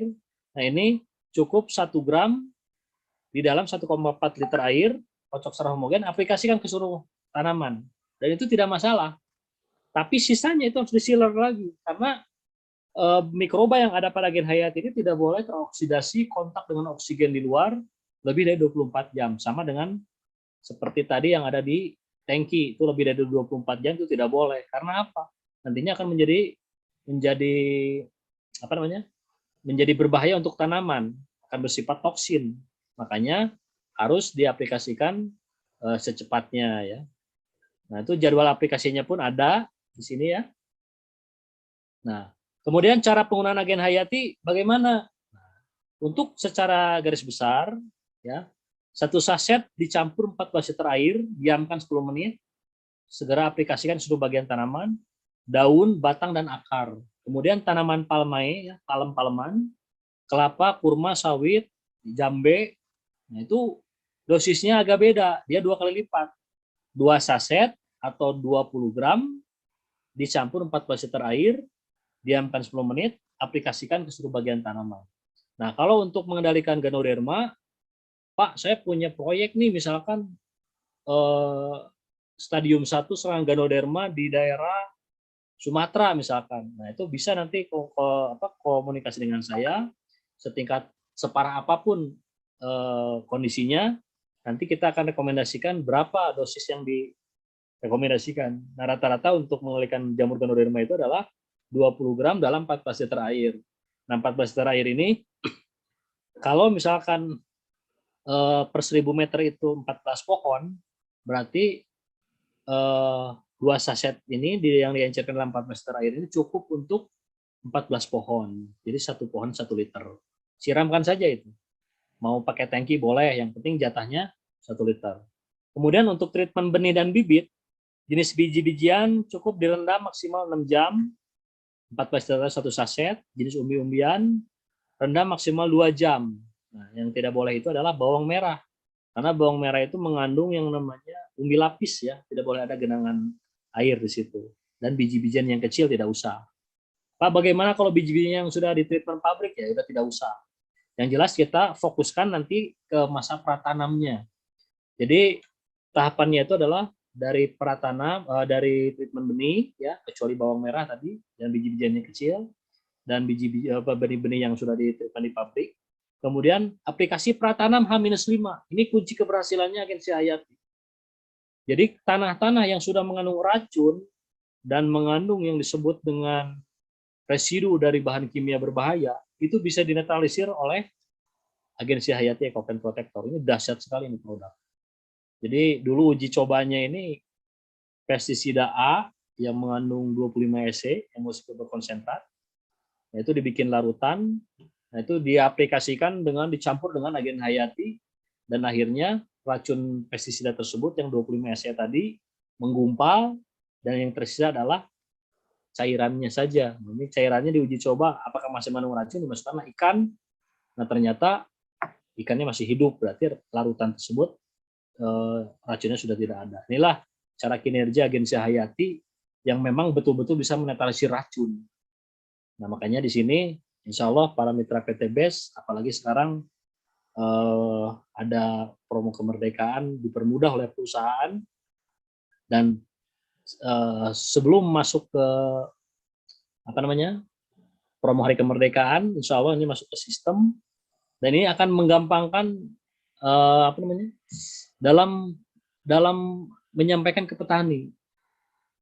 Nah, kuncinya tadi harus ada tahapan dampak kerusakan, kemudian apa yang disebut dengan kerusakan yang ditimbulkan, baik itu tanah, tanaman, kemudian residu racun. Nah, itu insya Allah petani pun akan terbuka pikirannya kalau kita bawa ke arah mindset yang ada pada slide ini. Karena slide ini dibuat supaya lebih gampang dipahami. Nah, itu ya, seperti itu ya. Kemudian pengolahan lahan, nah ini cara aplikasinya. 1 saset agen hayati campur liter air, aplikasi untuk luasan lahan 1000 meter, berarti 1 hektar itu dibutuhkan cuma 10 saset atau 100 gram. Nah, kemudian aplikasinya pagi maksimal jam 9, sore mulai jam 16.30. Nah, kemudian pencegahan tanaman pangan hijau hortikultura 2-3 pekan sekali, tanaman keras 3 pekan sekali, pengobatan atau kuratif 1 pekan sekali untuk semua jenis tanaman. Jadi prinsipnya H-5 ini diaplikasi dulu agen hayati untuk menetralisir semua jenis racun dan mikroba yang ada pada pada media tanam ya.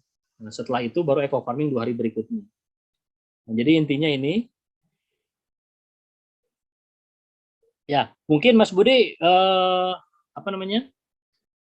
apa yang bisa saya sampaikan mengenai materi cukup itu dulu ya. Mas Budi, halo? Ya, Pak. Ya. Nah, selanjutnya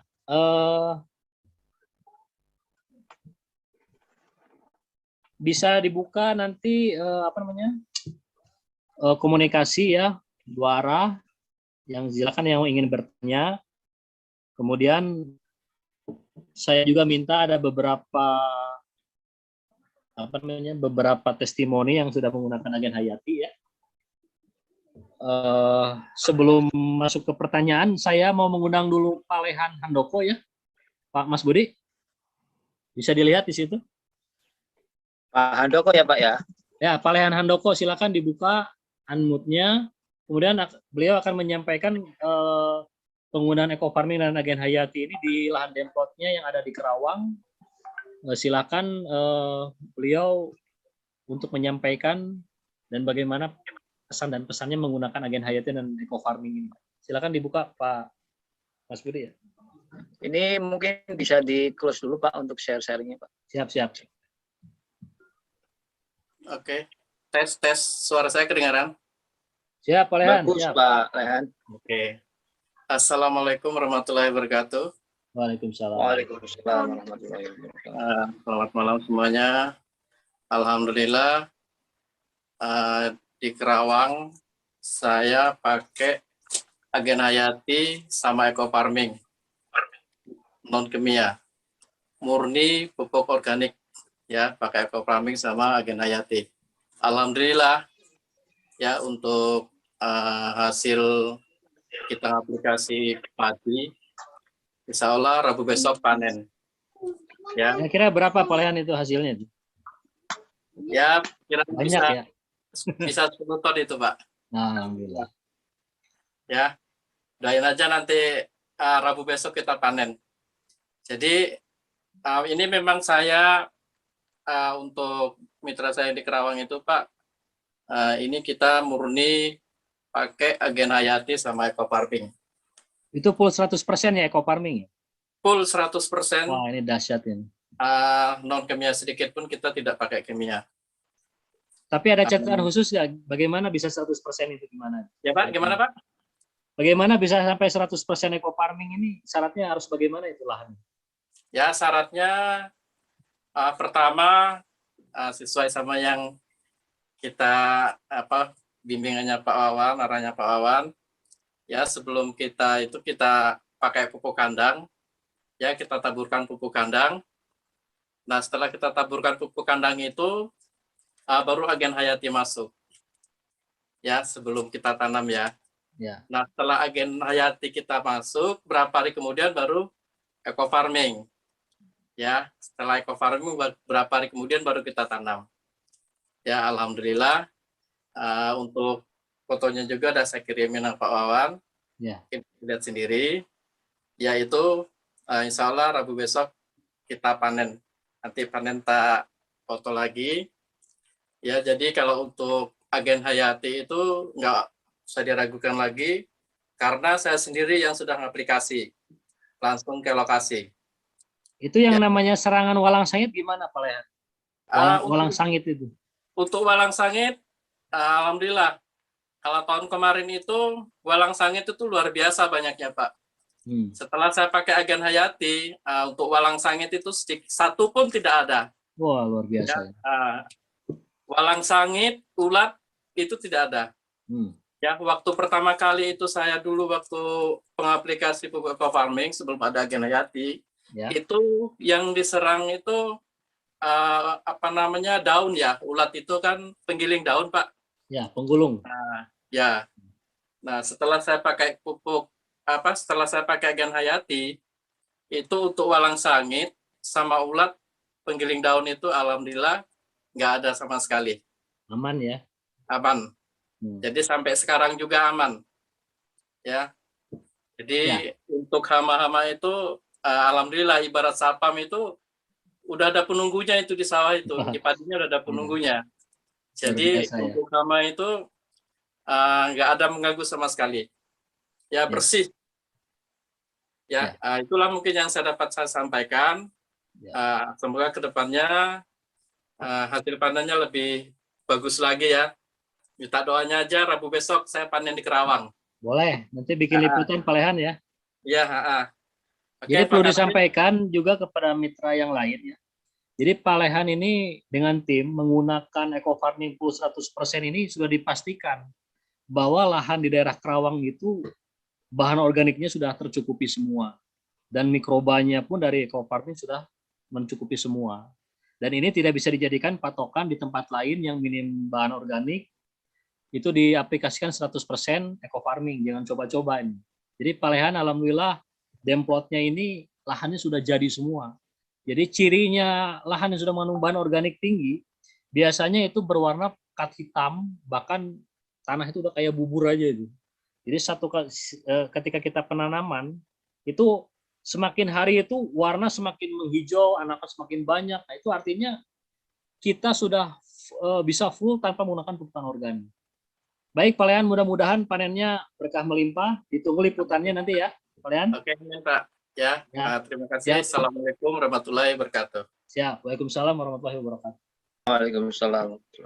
Ya, Mas Budi, silakan yang lainnya. Oke, ini tadi saya lihat ada Pak Bade Saputra, dia seperti menunjukkan sudah punya agen Hayati ini ya Pak Bade ini. Gimana? Ada Pak Bade Saputra itu sudah membeli agen Hayati itu, di kameranya ditunjukkan. Boleh kita buka ya cerita-cerita beliau tentang agen Hayati.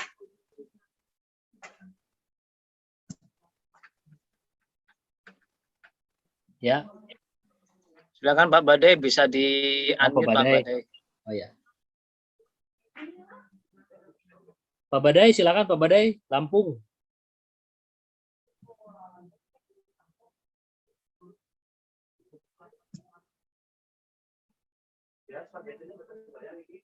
Bisa dibuka Pak mikrofonnya Pak.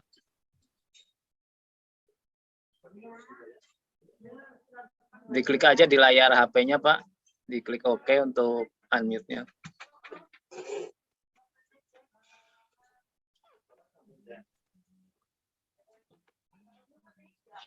Ya, sepertinya Pak Bade masih mengalami kesulitan ya untuk unmute mikrofon.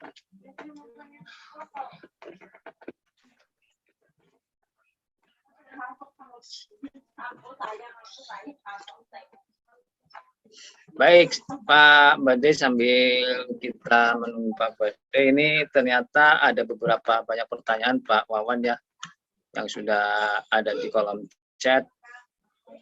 Saya coba bacakan beberapa. Pak Bade, silakan Pak Bade. Pak Bade. Tuh, kan buka.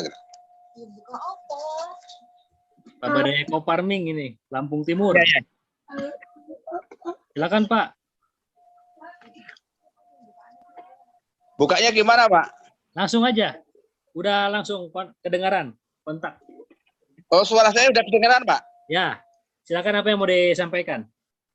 Oh ya. Ini wujud agen Hayati yang sudah saya ambil satu paket senilai 1.500.000. Sebelumnya, Assalamualaikum warahmatullahi wabarakatuh kepada Pak Wawan dan semuanya yang sudah membantu pada kami. Kami kemarin sudah belanja 1.500.000 dan sebagian sudah saya aplikasikan. Pertama ada kendala saya dalam satu saset ini pakai 16 liter. Ternyata tidak benar. Ya. Secara rasio satu saset untuk 16 liter ternyata kurang manjur. Ya. Kata Pak Wawan seharusnya 14 liter. Saya aplikasikan dengan 14 liter, ternyata kutu kebul dan ulat yang ada di tanaman terong lalap saya semua lenyap. Wah, hamanya. Itu. Bagus. Dan saya sangat terima kasih atas bimbingan kepada Pak Wawan dan semuanya yang telah saya dengarkan lewat Zoom meeting ini. Itu sementara pesan dari saya, kami tetap mohon bimbingan dari semuanya. Assalamualaikum warahmatullahi wabarakatuh. Waalaikumsalam warahmatullahi wabarakatuh. Ya, Pak Badai ini petani asli ya dari Lampung Timur ya. Iya. Siap Pak Badai, kalau ada apa-apa bisa belakangnya saya, Pak. Ya. Kalau saya ada latar belakangnya, nggak perlulah saya sampaikan. Yang jelas bisa mitra begitu, Pak. Ya. Oke, lanjut. Ya, makasih Pak Badai ya. Ya. Siap. Ya, Mas Budi lanjut lagi.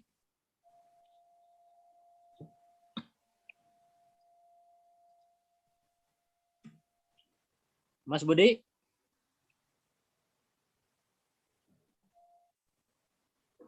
Terima kasih Pak Bade untuk penyampaian testimoni dari agen Hayati ini. Kita lanjut Pak Wawan ya, untuk pertanyaan yang ada di kolom chat ini ada dari Pak Budiman nih.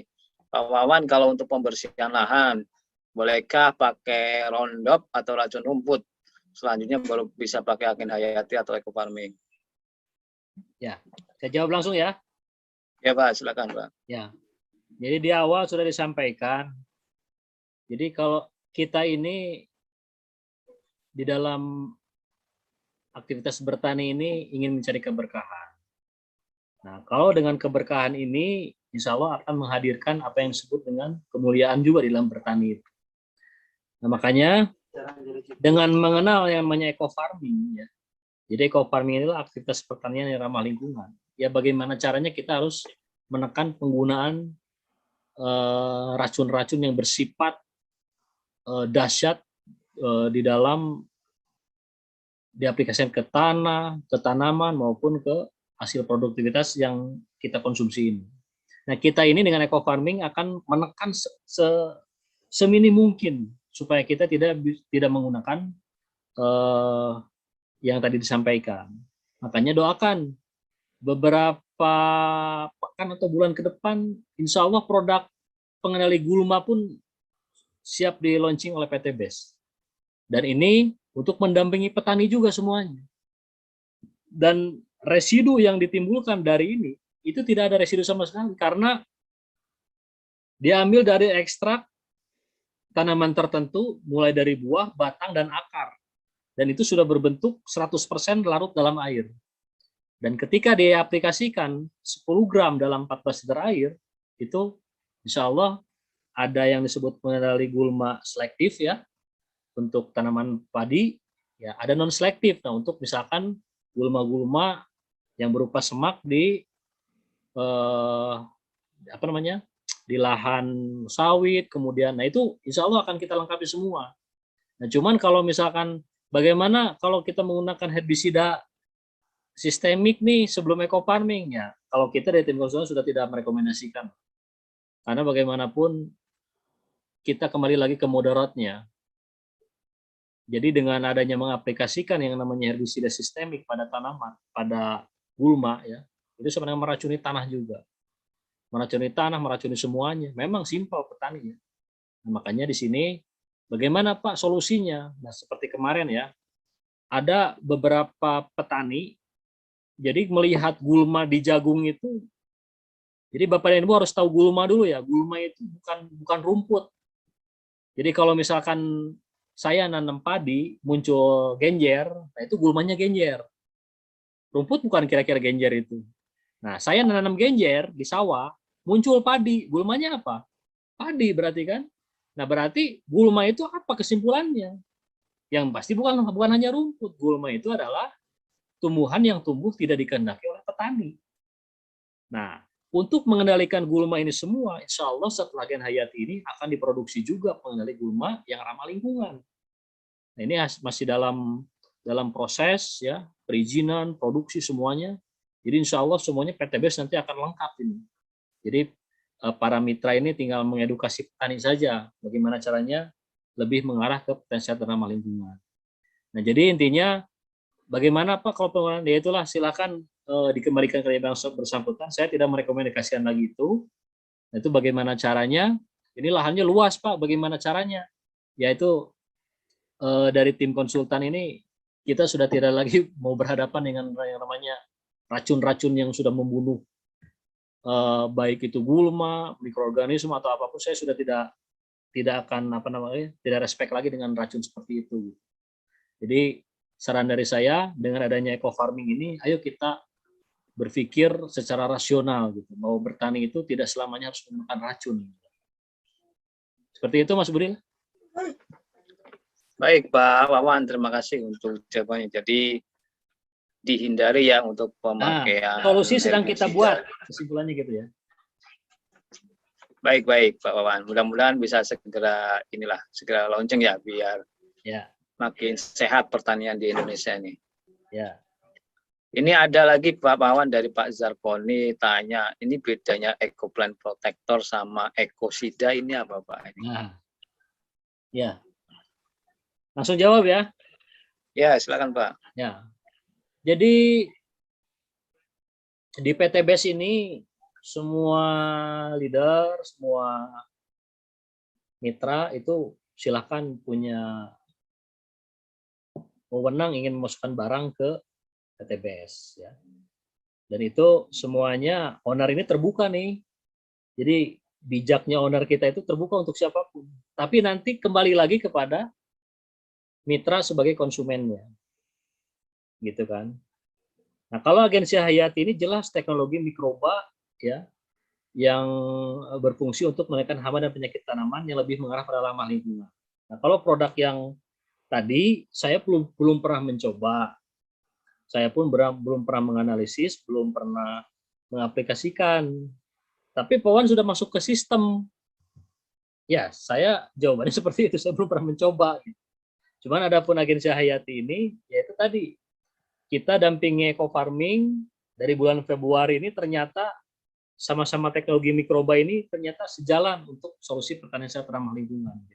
Nah, kalau produk yang tadi saya belum bisa menyimpulkan apa-apa, gitu kan. Cuman kan nanti kembali lagi ke pilihan mitra. Kesimpulannya begitu aja, Mas Budi. Baik, Pak Wawan. Jadi inilah nggak banyak komentar ya tentang ekosida ini. Iya. Kembali ke para mitra. Saya belum pernah nyoba, ditanya bagaimana bagus dan saya belum pernah nyoba. Cuman yang pasti kalau untuk jenis ekofarming agen Hayati ini sudah tim konsultan sudah adakan riset dan alhamdulillah hasilnya luar biasa. Senyawa lah dengan ekofarming, mikrobanya ekofarming. Nah, izin minum dulu ya. Bismillah. Ya, silakan Pak. Jadi begitu Bapak Ibu ya, yang mau pakai ekosida juga dipersilakan, itu hak Bapak Ibu sekalian, namun harus diketahui bahwa tadi yang disampaikan Pak Wan kembali ke pilihan Bapak Ibu sekalian. Untuk pertanyaan yang berikutnya ini ada dari Mbak atau Mas nih, Mas Dwi. Sekarang ini kan lagi booming Pak Wawan nih tanaman porang. Ya. Ada nggak sih pupuk ramah lingkungan yang khusus untuk mempercepat pembesaran umbi? Ya. Kalau ada mungkin bisa dikasih tahu prosedur penggunaannya. Ya. Sejawab ya. Ya Pak, silakan. Jadi Bapak dan Ibu perlu saya sampaikan dulu mengenai komoditas porang ya. Jadi porang ini tahun 2019, Bapak dan Ibu mungkin nggak tahu 2019 itu Indonesia ini adalah eksportir terbesar porang di dunia. Nah, cuman yang jadi masalah siapa yang nanam dan siapa yang panen gitu kan. Ternyata yang nanam ini adalah orang tua kita terdahulu di pinggiran hutan, karena kan porang itu karakternya dia suka naungan. Jadi Bapak dan Ibu nanam di sawah yang terbuka 100% cahaya masuk dengan yang naungan, itu hasil kualitas umbinya, besarnya dan kualitasnya itu pasti lebih bagus di naungan. Nah, yang jadi masalah sekarang setelah dipanen besar-besaran, diekspor ke Jepang sebagai bahan baku dari mie ramen, kemudian sumber karbohidrat yang selain daripada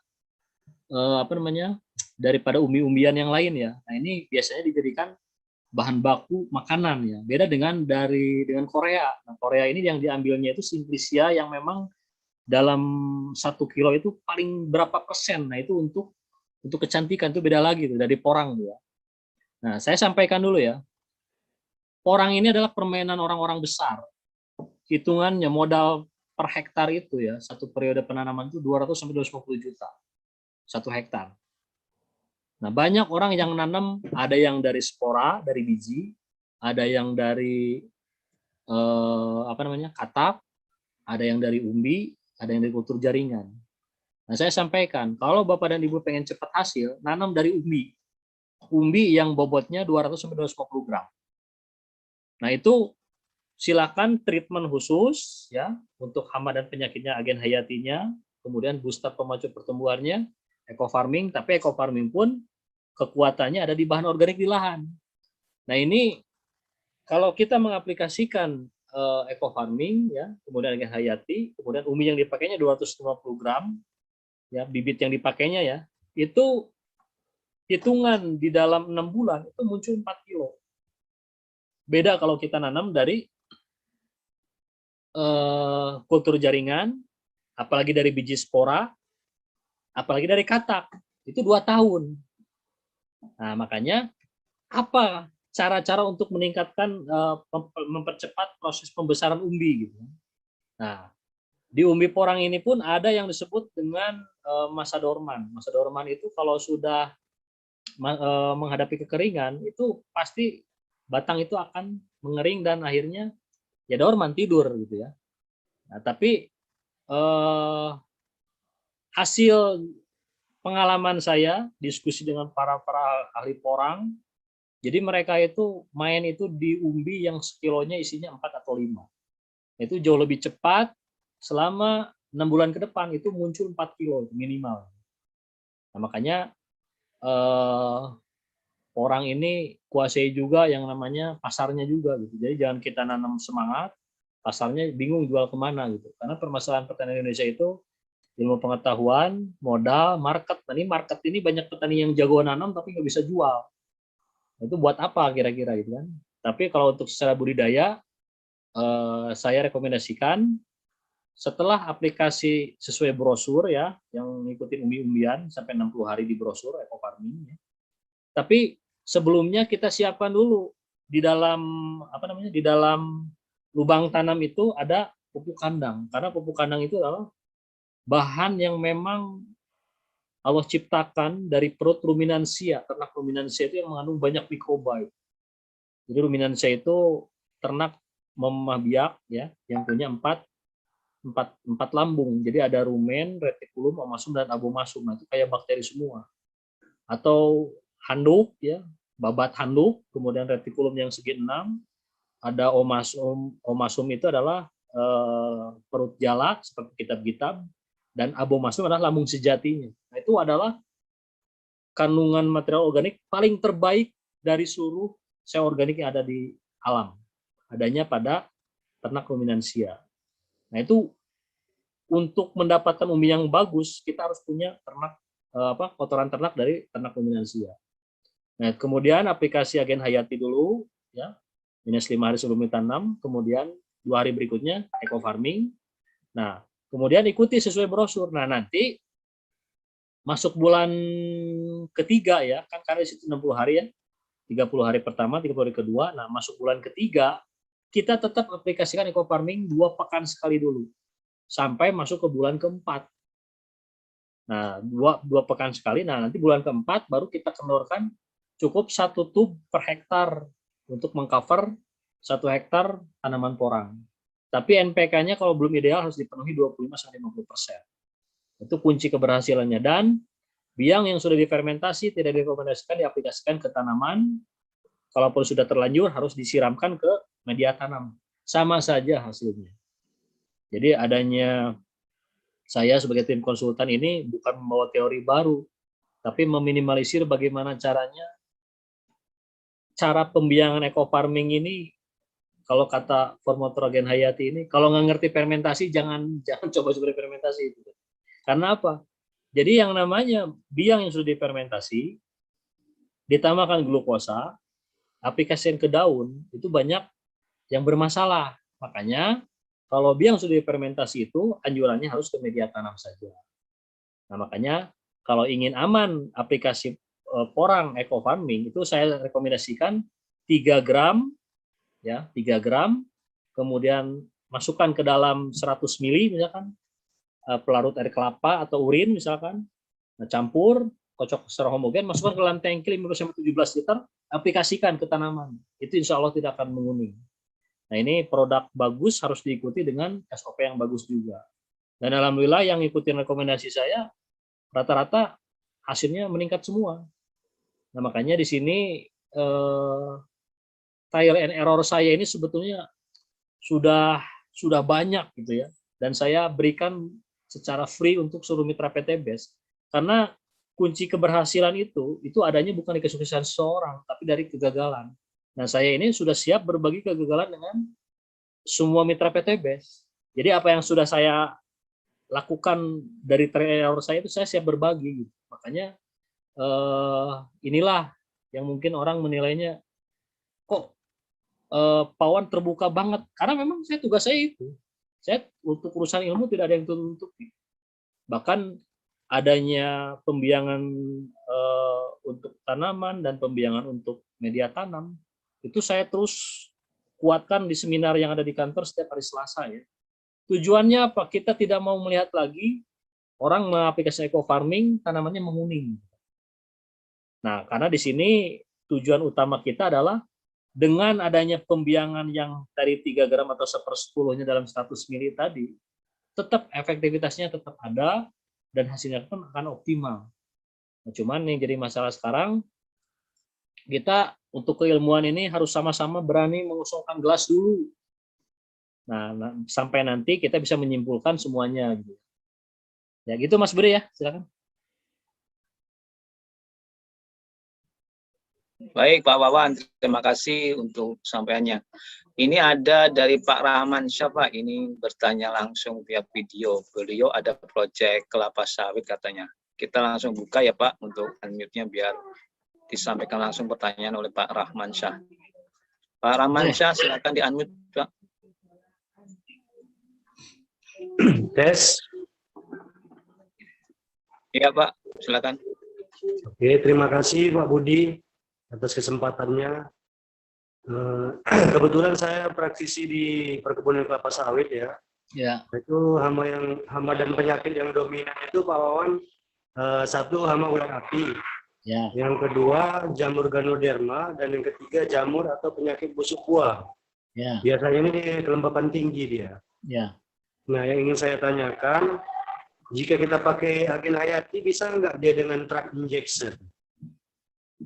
Satu, yang kedua, ya. Apakah tanaman kelapa sawit yang sehat di sekitar tanaman sakit bisa kita aplikasikan atau kita isolasi juga dengan agen hayati? Ya. Cukup Pak Rahman? Cukup. Ya. Jadi pertama masalah ulat api Tosea signa ya. Pernah dengar? Nah, ya. Pernah dengar. Tosea signa itu kalau dia udah menyerang, itu daun bisa habis semua ya. Habis tinggal gigi ya Pak? Nah, tinggal tulang belulangnya saja. Hmm. Kemudian Ganoderma, dan itu memang di daerah Sumatera ya. Pak Rahman ini di daerah mana? Kebetulan saya di Sumatera Pak. Oh ya, Sumatera ini informasi terakhir ini memang endemiknya yang namanya Ganoderma dibanding Kalimantan lebih parahan Sumatera. Ya. Penyakit kemarin yang sangat ditakuti di perkebunan kelapa sawit. Betul. Nah, kemarin ketika saya roadshow nih sebelum terlalu ketat aturan, saya perjalanan dari Bandung ke Aceh, kemudian Aceh turun ke Jambi, ke Pekanbaru, Jambi, kemudian Bandar Lampung. Ya rata-rata memang saya lihat kiri kanan itu perkebunan sawit di Sumatera ini banyak sekali yang namanya Ganoderma itu, terutama di Pekanbaru itu banyak. Benar. Nah, di sini karena memang formula ini diketemukan tahun 2017 oleh formulator dan nyaris masuk ke perusahaan lain produk ini, tapi alhamdulillah formulanya disimpan dan berjodoh dengan PT BES insya Allah ya. Nah ini dulu tahun 2017 sudah diaplikasikan di Kalimantan Utara ini banyak kebun sawit, perusahaan-perusahaan besar itu terbebas dari Ganoderma. Jadi cara aplikasinya, karena memang yang namanya agen hayati Ecopen Protector ini masuk ke dalam tubuh tanaman itu pertama melalui apa yang disebut dengan ujung meristem perakaran. Jadi ketika disiramkan, nah itu akan masuk ke perakaran. Dan nanti akan masuk ke dalam sistem respirasi, jadi diangkat oleh daun, jantungnya tanaman itu di daun, dan itu akan menyebar ke seluruh tanaman. Dengan kedua, sistemik, artinya dengan sistemik ya Pak? Ya, sistemik. Jadi kontak oke, kontak lambung oke, dan sistemik. Nah kemudian, kalau pada tanaman-tanaman yang masih bisa dijangkau, itu biasanya masuk ke dalam stomata dan ujung meristem pertunasan jun, itu tetap akan masuk ke dalam jaringan tanaman. Nah, tapi saran dari saya kalau untuk dosis pada tanaman palmae tadi ya, tanaman palem-paleman 20 gram ya. Nah, dibutuhkan 20 gram di dalam 14 liter air untuk 14 pohon. Jadi disiramkan semua. Jadi nggak usah lagi menggunakan aplikasi ke daun ya. Apalagi kalau misalkan masih fase buah pasir nggak masalah, masih bisa kejangkau kan. Cuman kalau sudah di atas 5 tahun, sudah pakai egret ya, itu cukup disiramkan. Nah kemudian itu tanaman di sekelilingnya perlu nggak diisolasi, dilakukan aplikasi agen hayati juga untuk pencegahan? Oh ya, jadi nanti masuknya gini. Jadi yang namanya tanaman ini ya, mindsetnya Ecoplant Protector ini, kita bagaimana caranya mindset kita ini merawat tanaman itu sedang sehat. Kalau merawat tanaman sedang sakit, seperti tadi ada beberapa foto yang cabai yang sudah terserang yang namanya virus mosaik, kerdil, kemudian macam-macam, ya kita pun berat. Jadi kerusakan sudah di atas 55%, 60%, itu peluangnya kecil.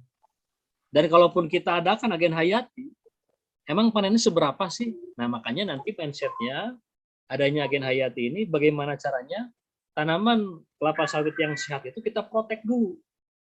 Nah, kalaupun yang nanti yang ke penyembuhan, penyembuhan itu nanti bisa diaplikasikan setiap 2 atau 3 pekan sekali kalau untuk tanaman keras ya.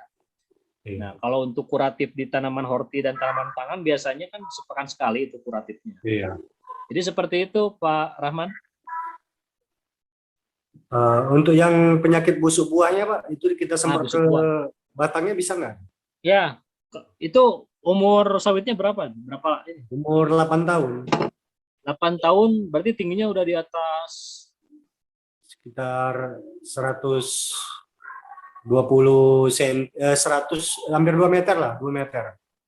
2 meter lebih. tingginya. Artinya masih terjangkau dengan semprot, alat semprot. Oh ya, kalau masih terjangkau semprot bisa, tapi aplikasi pertama dikocor dulu, kemudian nanti semprot. Kalau semprot dosisnya bisa ini, untuk kontak dengan ulat bisa 10 gram. 10 gram per 14 liter. Nah inilah dasarnya agen hayati ini sebetulnya owner PT BES, karena beliau orang teknik kimia ya, ini 10 gram kok kecil banget gitu kan. Kalau produk-produk yang lain yang sejenis itu biasanya sampai kiloan itu per hektar itu. Nah kita untuk komoditas tanaman pangan, palawija dan horti saja, itu yang umurnya 60 sampai 120 hari cukup 4 sampai 5 on saja. Iya. Dan kalau dihitung masuk ke sistem ya nanti kita nunggu harga dari sistem gitu kan. Cuman kalau harga sekarang ya masih kejangkau lah dibanding dengan para petani-petani yang menggunakan pestisida kimia yang sudah tidak jelas hitungannya itu. Yang penting tanamannya sehat. Nah itu udah kita rubah semua mindsetnya. Mungkin seperti itu Pak Rahman ya. Ya, terima kasih banyak Pak Wawan atas informasinya ya. Ya siap, sama-sama. Kebetulan saya ada proyek di perkebunan, mau masukkan proposal, mudah-mudahan nanti bisa kita aplikasikan juga nih agen hayati ini. Ya, nanti dampingi aja agen hayati dari Eco Farming. Nah, adapun aplikasi untuk kelapa sawit Eco Farming, kita pun sudah mengadakan observasi tim konsultan sendiri di Kalimantan dan Pekanbaru. Iya. Hasilnya luar biasa juga sama. Ya, terima kasih Pak Wawan ya. Sama-sama Pak Rahman, silakan. Ya Mas Budi, lanjut. Terima kasih Pak Rahman, Pak Wawan. Ini ada lagi yang mau bertanya lewat video. Ini ada Bu Sri Asih nih Pak Wawan. Bu Sri Asih bisa dites audionya Pak. Assalamualaikum. Waalaikumsalam. Videonya bisa ditampilkan Bu. Waalaikumsalam Bu, gelap. Salam. Nggak usah. Nggak apa-apa. Ngumpet suaranya aja ya. Ya Bu. Ini Pak Wawan, saya mau tanya kan saya udah aplikasi langsung Eco Farming sudah 2 kali panen. Cuman saya tuh full nggak pakai pupuk kimia, jadi cuman Eco Farming aja gitu. Hasilnya itu kalau padinya cukup bagus, kualitasnya cukup bening gitu ya. Yang kosong-kosongnya juga dikit gitu, hampir tidak ada. Cuman hasil panennya itu kok tidak terlalu ada perbedaan gitu. Itu kenapa Pak ya? Ya. Jadi gini Bu. Gitu. Perlu saya sampaikan. Jadi produsen pupuk organik di Indonesia ini sehebat-hebatnya pupuk tetap nasibnya di tangan Kementan. Jadi izin pupuk organik itu supaya keluar, izin edarnya itu tidak boleh kandungan NPK-nya, nitrogen, fosfor, kalium tidak boleh lebih dari 5%. Itu yang ada pada Eco Farming. Nah makanya bagaimana cara mengganti kebutuhan NPK ini yang ada ini, makanya di eco farming ada teknologi mikroba juga, dimasukkanlah yang namanya nitrobakter, bakteri penambat nitrogen di udara. Tapi syaratnya seperti Pak Lehan tadi, Pak Lehan beliau bisa full 100% organik. Ini perkiraan Pak Lehan itu bisa 10 ton ini. Karena beliau punya pengalaman. Artinya apa? Makanya saya tekankan, Pak Lehan itu gimana tanah di sana? Ternyata itu bahan organiknya dan mikrobanya itu sangat banyak sekali. Makanya di situ kita tidak membutuhkan lagi yang namanya kandungan NPK dari kimia sintetis. Nah, yang Ibu hadapi sekarang itu NPK-nya belum ideal, Bu. Makanya kalau ketersediaan bahan organik di lahan itu belum ideal dalam aplikasi eco farming, maka direkomendasikan 25-50% diaplikasikan langsung ke hari ke-7 dan hari ke-33. Gitu, Bu. Nah, ini dijadikan pengalaman, Bu. Oh, hari ke-7, hari ke-3. Ya, karena Oh, betul. Jadi kunci 2 kali ya? Gimana? 2 kali ya? Ya, karena kunci keberhasilan eco farming itu NPK-nya itu 2 kali ya? Ya, kunci keberhasilan eco farming itu adanya di ketersediaan C organik di lahan. Nah, siapa yang memasukkan C organik di lahan? Ya kita sebagai petani. Yang terbaik itu adalah pupuk kandang. Nah, Saudara Anes yang di Serang, beliau melakukan testimoni, beliau cari benih yang bagus dari BB Padi ya, dari Sukamandi Subang, yang jenis breeder seed, yang label kuning. Kemudian investasi pupuk kandangnya sampai 5 ton. Itu keluar 11 ton. Gabah kering panennya. Maaf, Pak. Gimana? Maaf, Pak. Jadi kalau misalkan memakai pupuk kandang, berarti tidak pakai NPK pun nggak masalah. Ya tadi, kalau sudah ideal Kalau pakai tidak pupuk usah. kandang sebelumnya. Kalau sudah ideal, Ibu sudah tidak lagi menggunakan pupuk kimia sintetis. Cuman kan ideal dan tidaknya tahu nggak kira-kira? Tadi yang sudah saya sampaikan. Enggak. Idealnya lahan yang mengandung bahan organik, ya, Ibu tanam bibit padi, mau jejer legowo, mau ubin atau mau apapun saja, itu kelihatan Bu nampak. Besoknya itu warna semakin menghijau.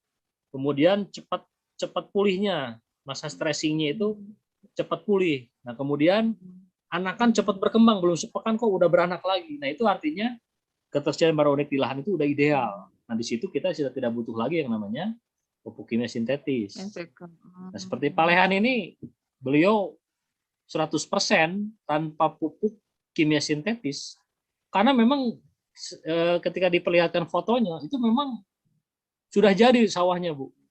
Nah, makanya ke depan, supaya pertanian kita ini lebih berkah dan ngikutin sunnah, kita harus punya peternakan sendiri, Bu. Karena konsep pertanian itu tidak bisa lepas dari peternakan. Peternakan itu 36 kali disebut dalam Al-Quran. Jadi kalau kita punya ternak itu bagian daripada sunnah. Mau domba, mau kucing, Bu. Yang penting itu ternak gitu. Nah, ternak ruminansia inilah yang akan memberikan yang namanya material organik dan eco farming sebagai teknologi mikroba untuk memproses supaya menjadi senyawa sederhana dan mudah diserap oleh tanaman. Nah, itu teorinya, Bu. Jadi yang saya Ibu dulu kan waktu awal-awal emang saya pakai pupuk kandang. Cuman karena emang tidak tahu aturan seberapanya, terus selanjutnya saya nggak pakai lagi gitu, nggak pakai lagi, cuma hanya sekali di awal doang pakai pupuk kandangnya. Ya. Nah makanya nanti SOP-nya begini Bu, kita sekarang sedang uji sampling ya, benih kumpai ya, yang bisa punya potensi di atas 15 ton. Itu SOP-nya seperti apa? Setelah penyingkalan, itu ada penebaran pupuk kandang dulu. Nah, pupuk kandang sudah ditebar, kemudian singkalan sudah dikering anginkan, ya, kontak dengan matahari, kepanasan, baru aplikasi agen hayati dulu minus 5 hari. Nah, setelah itu, dileler, diratakan, nah, 2 hari berikutnya, baru aplikasi eco farming.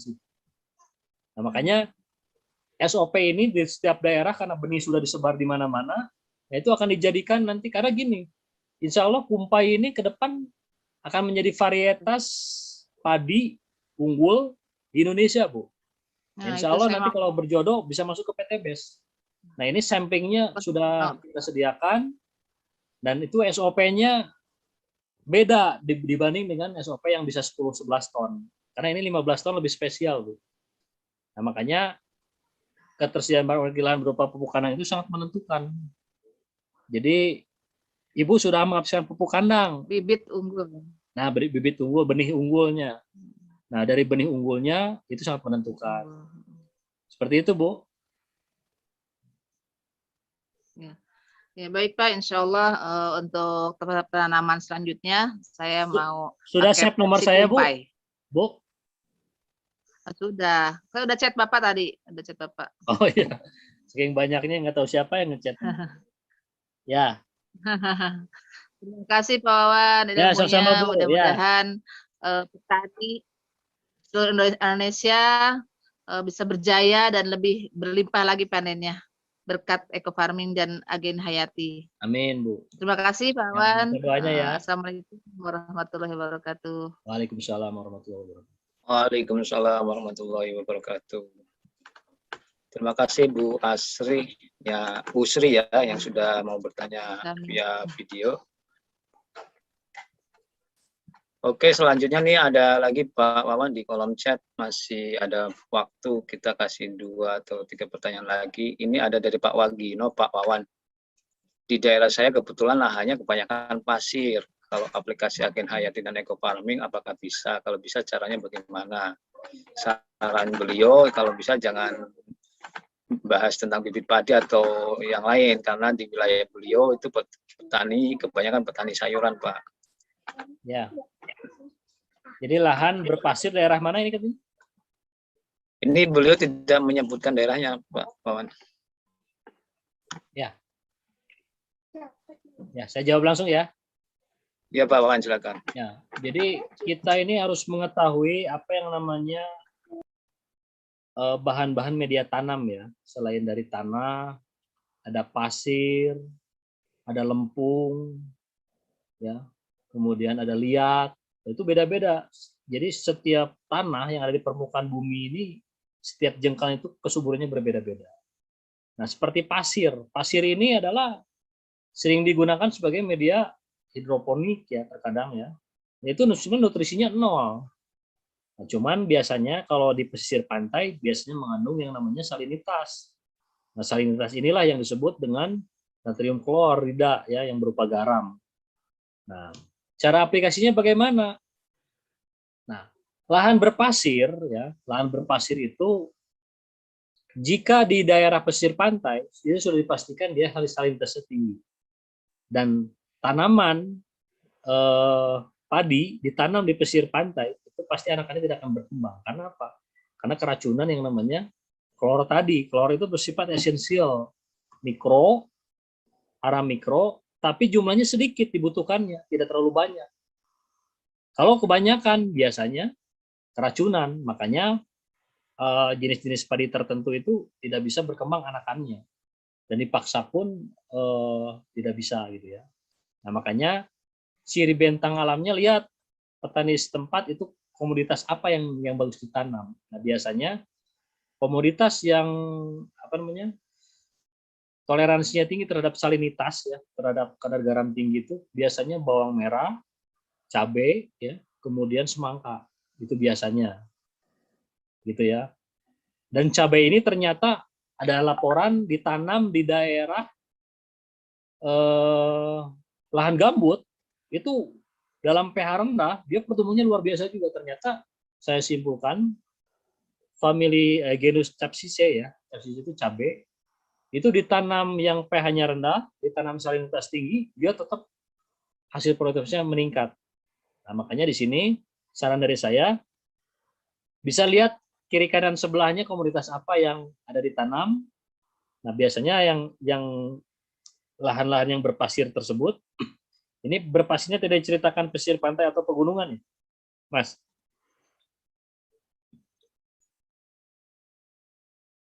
Yang diceritakannya bukan pesisir atau pegunungan ya tadi ya? Ya, tidak menyampaikan pegunungan atau pantai beliau, Pak. Ya. Nah, tapi secara prinsip ya itu tadi komoditas. Tapi kalau aplikasi eco farming gimana?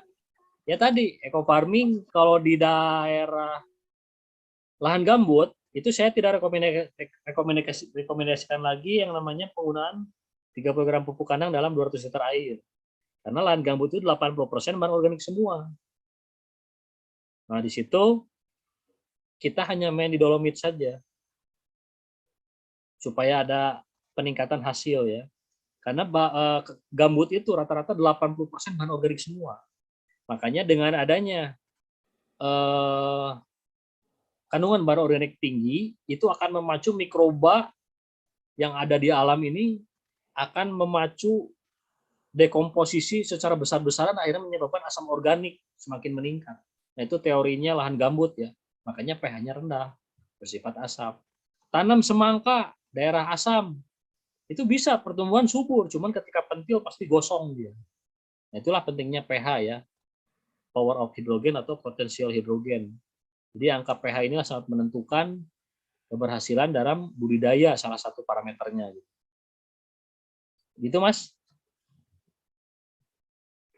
Baik, satu lagi Pak Wawan, ini ada dari Bu Desi ya. Ya. Apa boleh ini pemakaian eco farming dan agen hayati dicampur sekalian, lalu kita semprotkan ke tanaman? Ya, langsung saya jawab ya. Ke depan kita Ya, akan Pak, buat bisa dicampur, tapi untuk sekarang belum bisa. Karena dilihat dari kategori yang mikroba eco farming disebut promoting tadi ya, pemacu pertumbuhan. Mikroba yang ada pada agen hayati ini bersifat inhibitor, penghambat, dan memblocking area yang disebutnya tadi agen antagonis, entomopatogen, dan VGPR yang ada pada agen hayati. Nah ini sementara ini belum bisa dicampurkan. Kenapa? Karena dulu diuji coba di lab, itu ada yang dorman.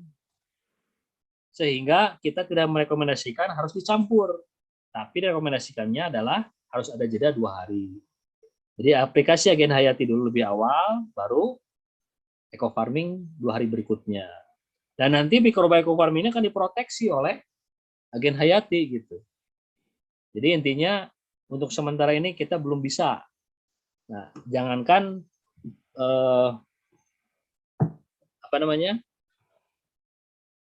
untuk menamai eco farming itu berupa racun gitu kan. Mikrobanya saja yang sama-sama ramah lingkungan, kita masih belum bisa, harus ada pengkajian lebih mendalam lagi. Dan informasi terakhir, ya insya Allah ke depan akan dibuat simpel gitu kan. Makanya kalau urusan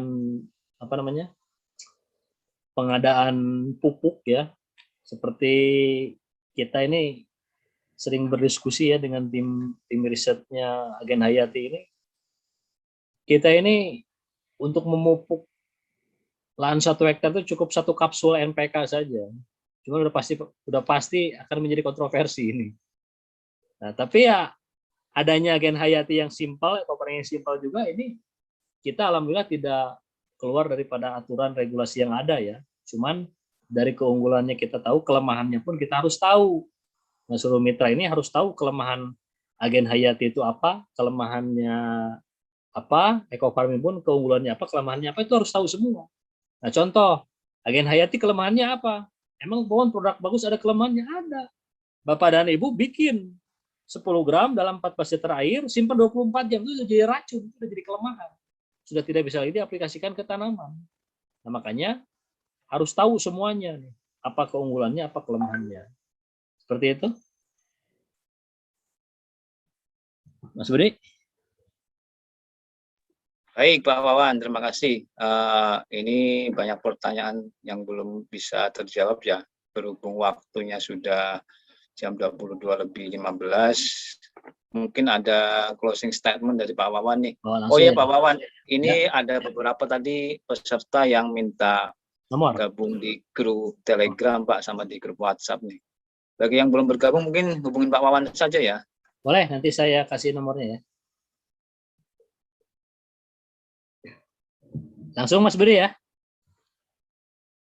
Baik, Bapak Ibu yang membutuhkan nomor saya ya. Ya, kebetulan sudah saya ketik di kolom chat Bapak Ibu sekalian nomor Pak Wawan, silakan disimpan kemudian di Telegram atau di grup WhatsApp nanti biar Pak Wawan. Ya, saya ulangi ya supaya lebih hafal. 0813 ya. 9542 4378 ya. 0813 9542 4378.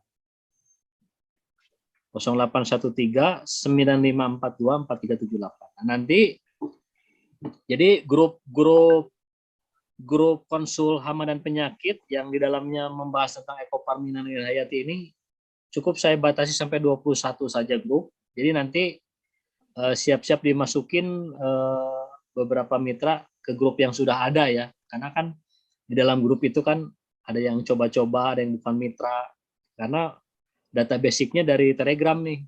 Nah, nanti akan kita penuhi satu grup itu 257 orang. Ini ada beberapa grup yang di angka 200, ada yang 190. Nah, itu nanti bisa masuk ya. Baik, akan saya closing statement ya. Jadi Bapak dan Ibu semua yang mengikuti Zoom meeting pada malam hari ini, insya Allah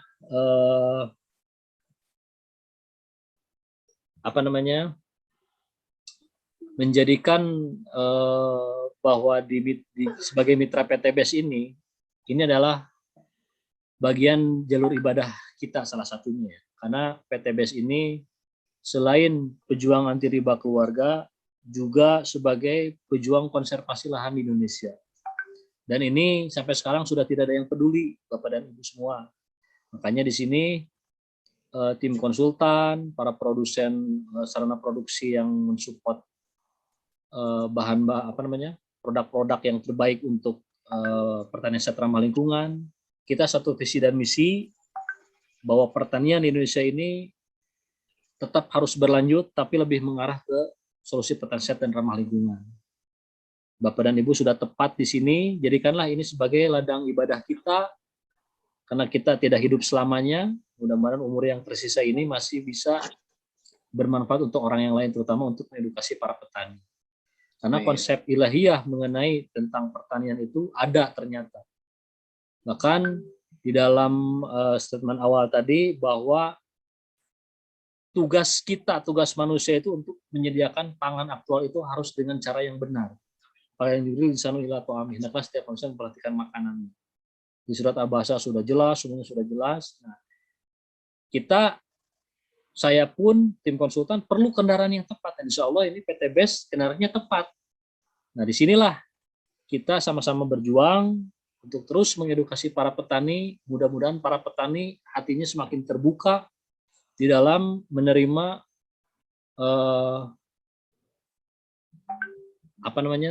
mindset yang akan kita arahkan kepada mereka, dan supaya petani itu lebih rasional lagi, dan memang kita dan PTBS ini sebagai pembawa solusi buat mereka. Karena potret pertanian sekarang itu sudah tidak tertata lagi. Nah, ini tugas kita semua bagaimana caranya kita terus dampingi seluruh petani. Paling tidak meminimalisir penggunaan pestisida kimia sintetis. Nah, mudah-mudahan pertemuan pada Zoom meeting malam ini insya Allah bisa bermanfaat ya, dan menjadikan lahan ibadah kita kepada Allah ya. Dan terus tetap semangat. Yang tadinya sudah kendor setelah mendengar Zoom meeting ini harus tetap semangat, karena kita tim konsultan pun tetap semangat gitu ya, terus mengedukasi seluruh mitra yang ada di Indonesia. Dan mohon maaf atas segala kekurangan. Demikian, hadza wallahu yar'ana wa yafaduna walhamdulillah. Assalamualaikum warahmatullahi wabarakatuh.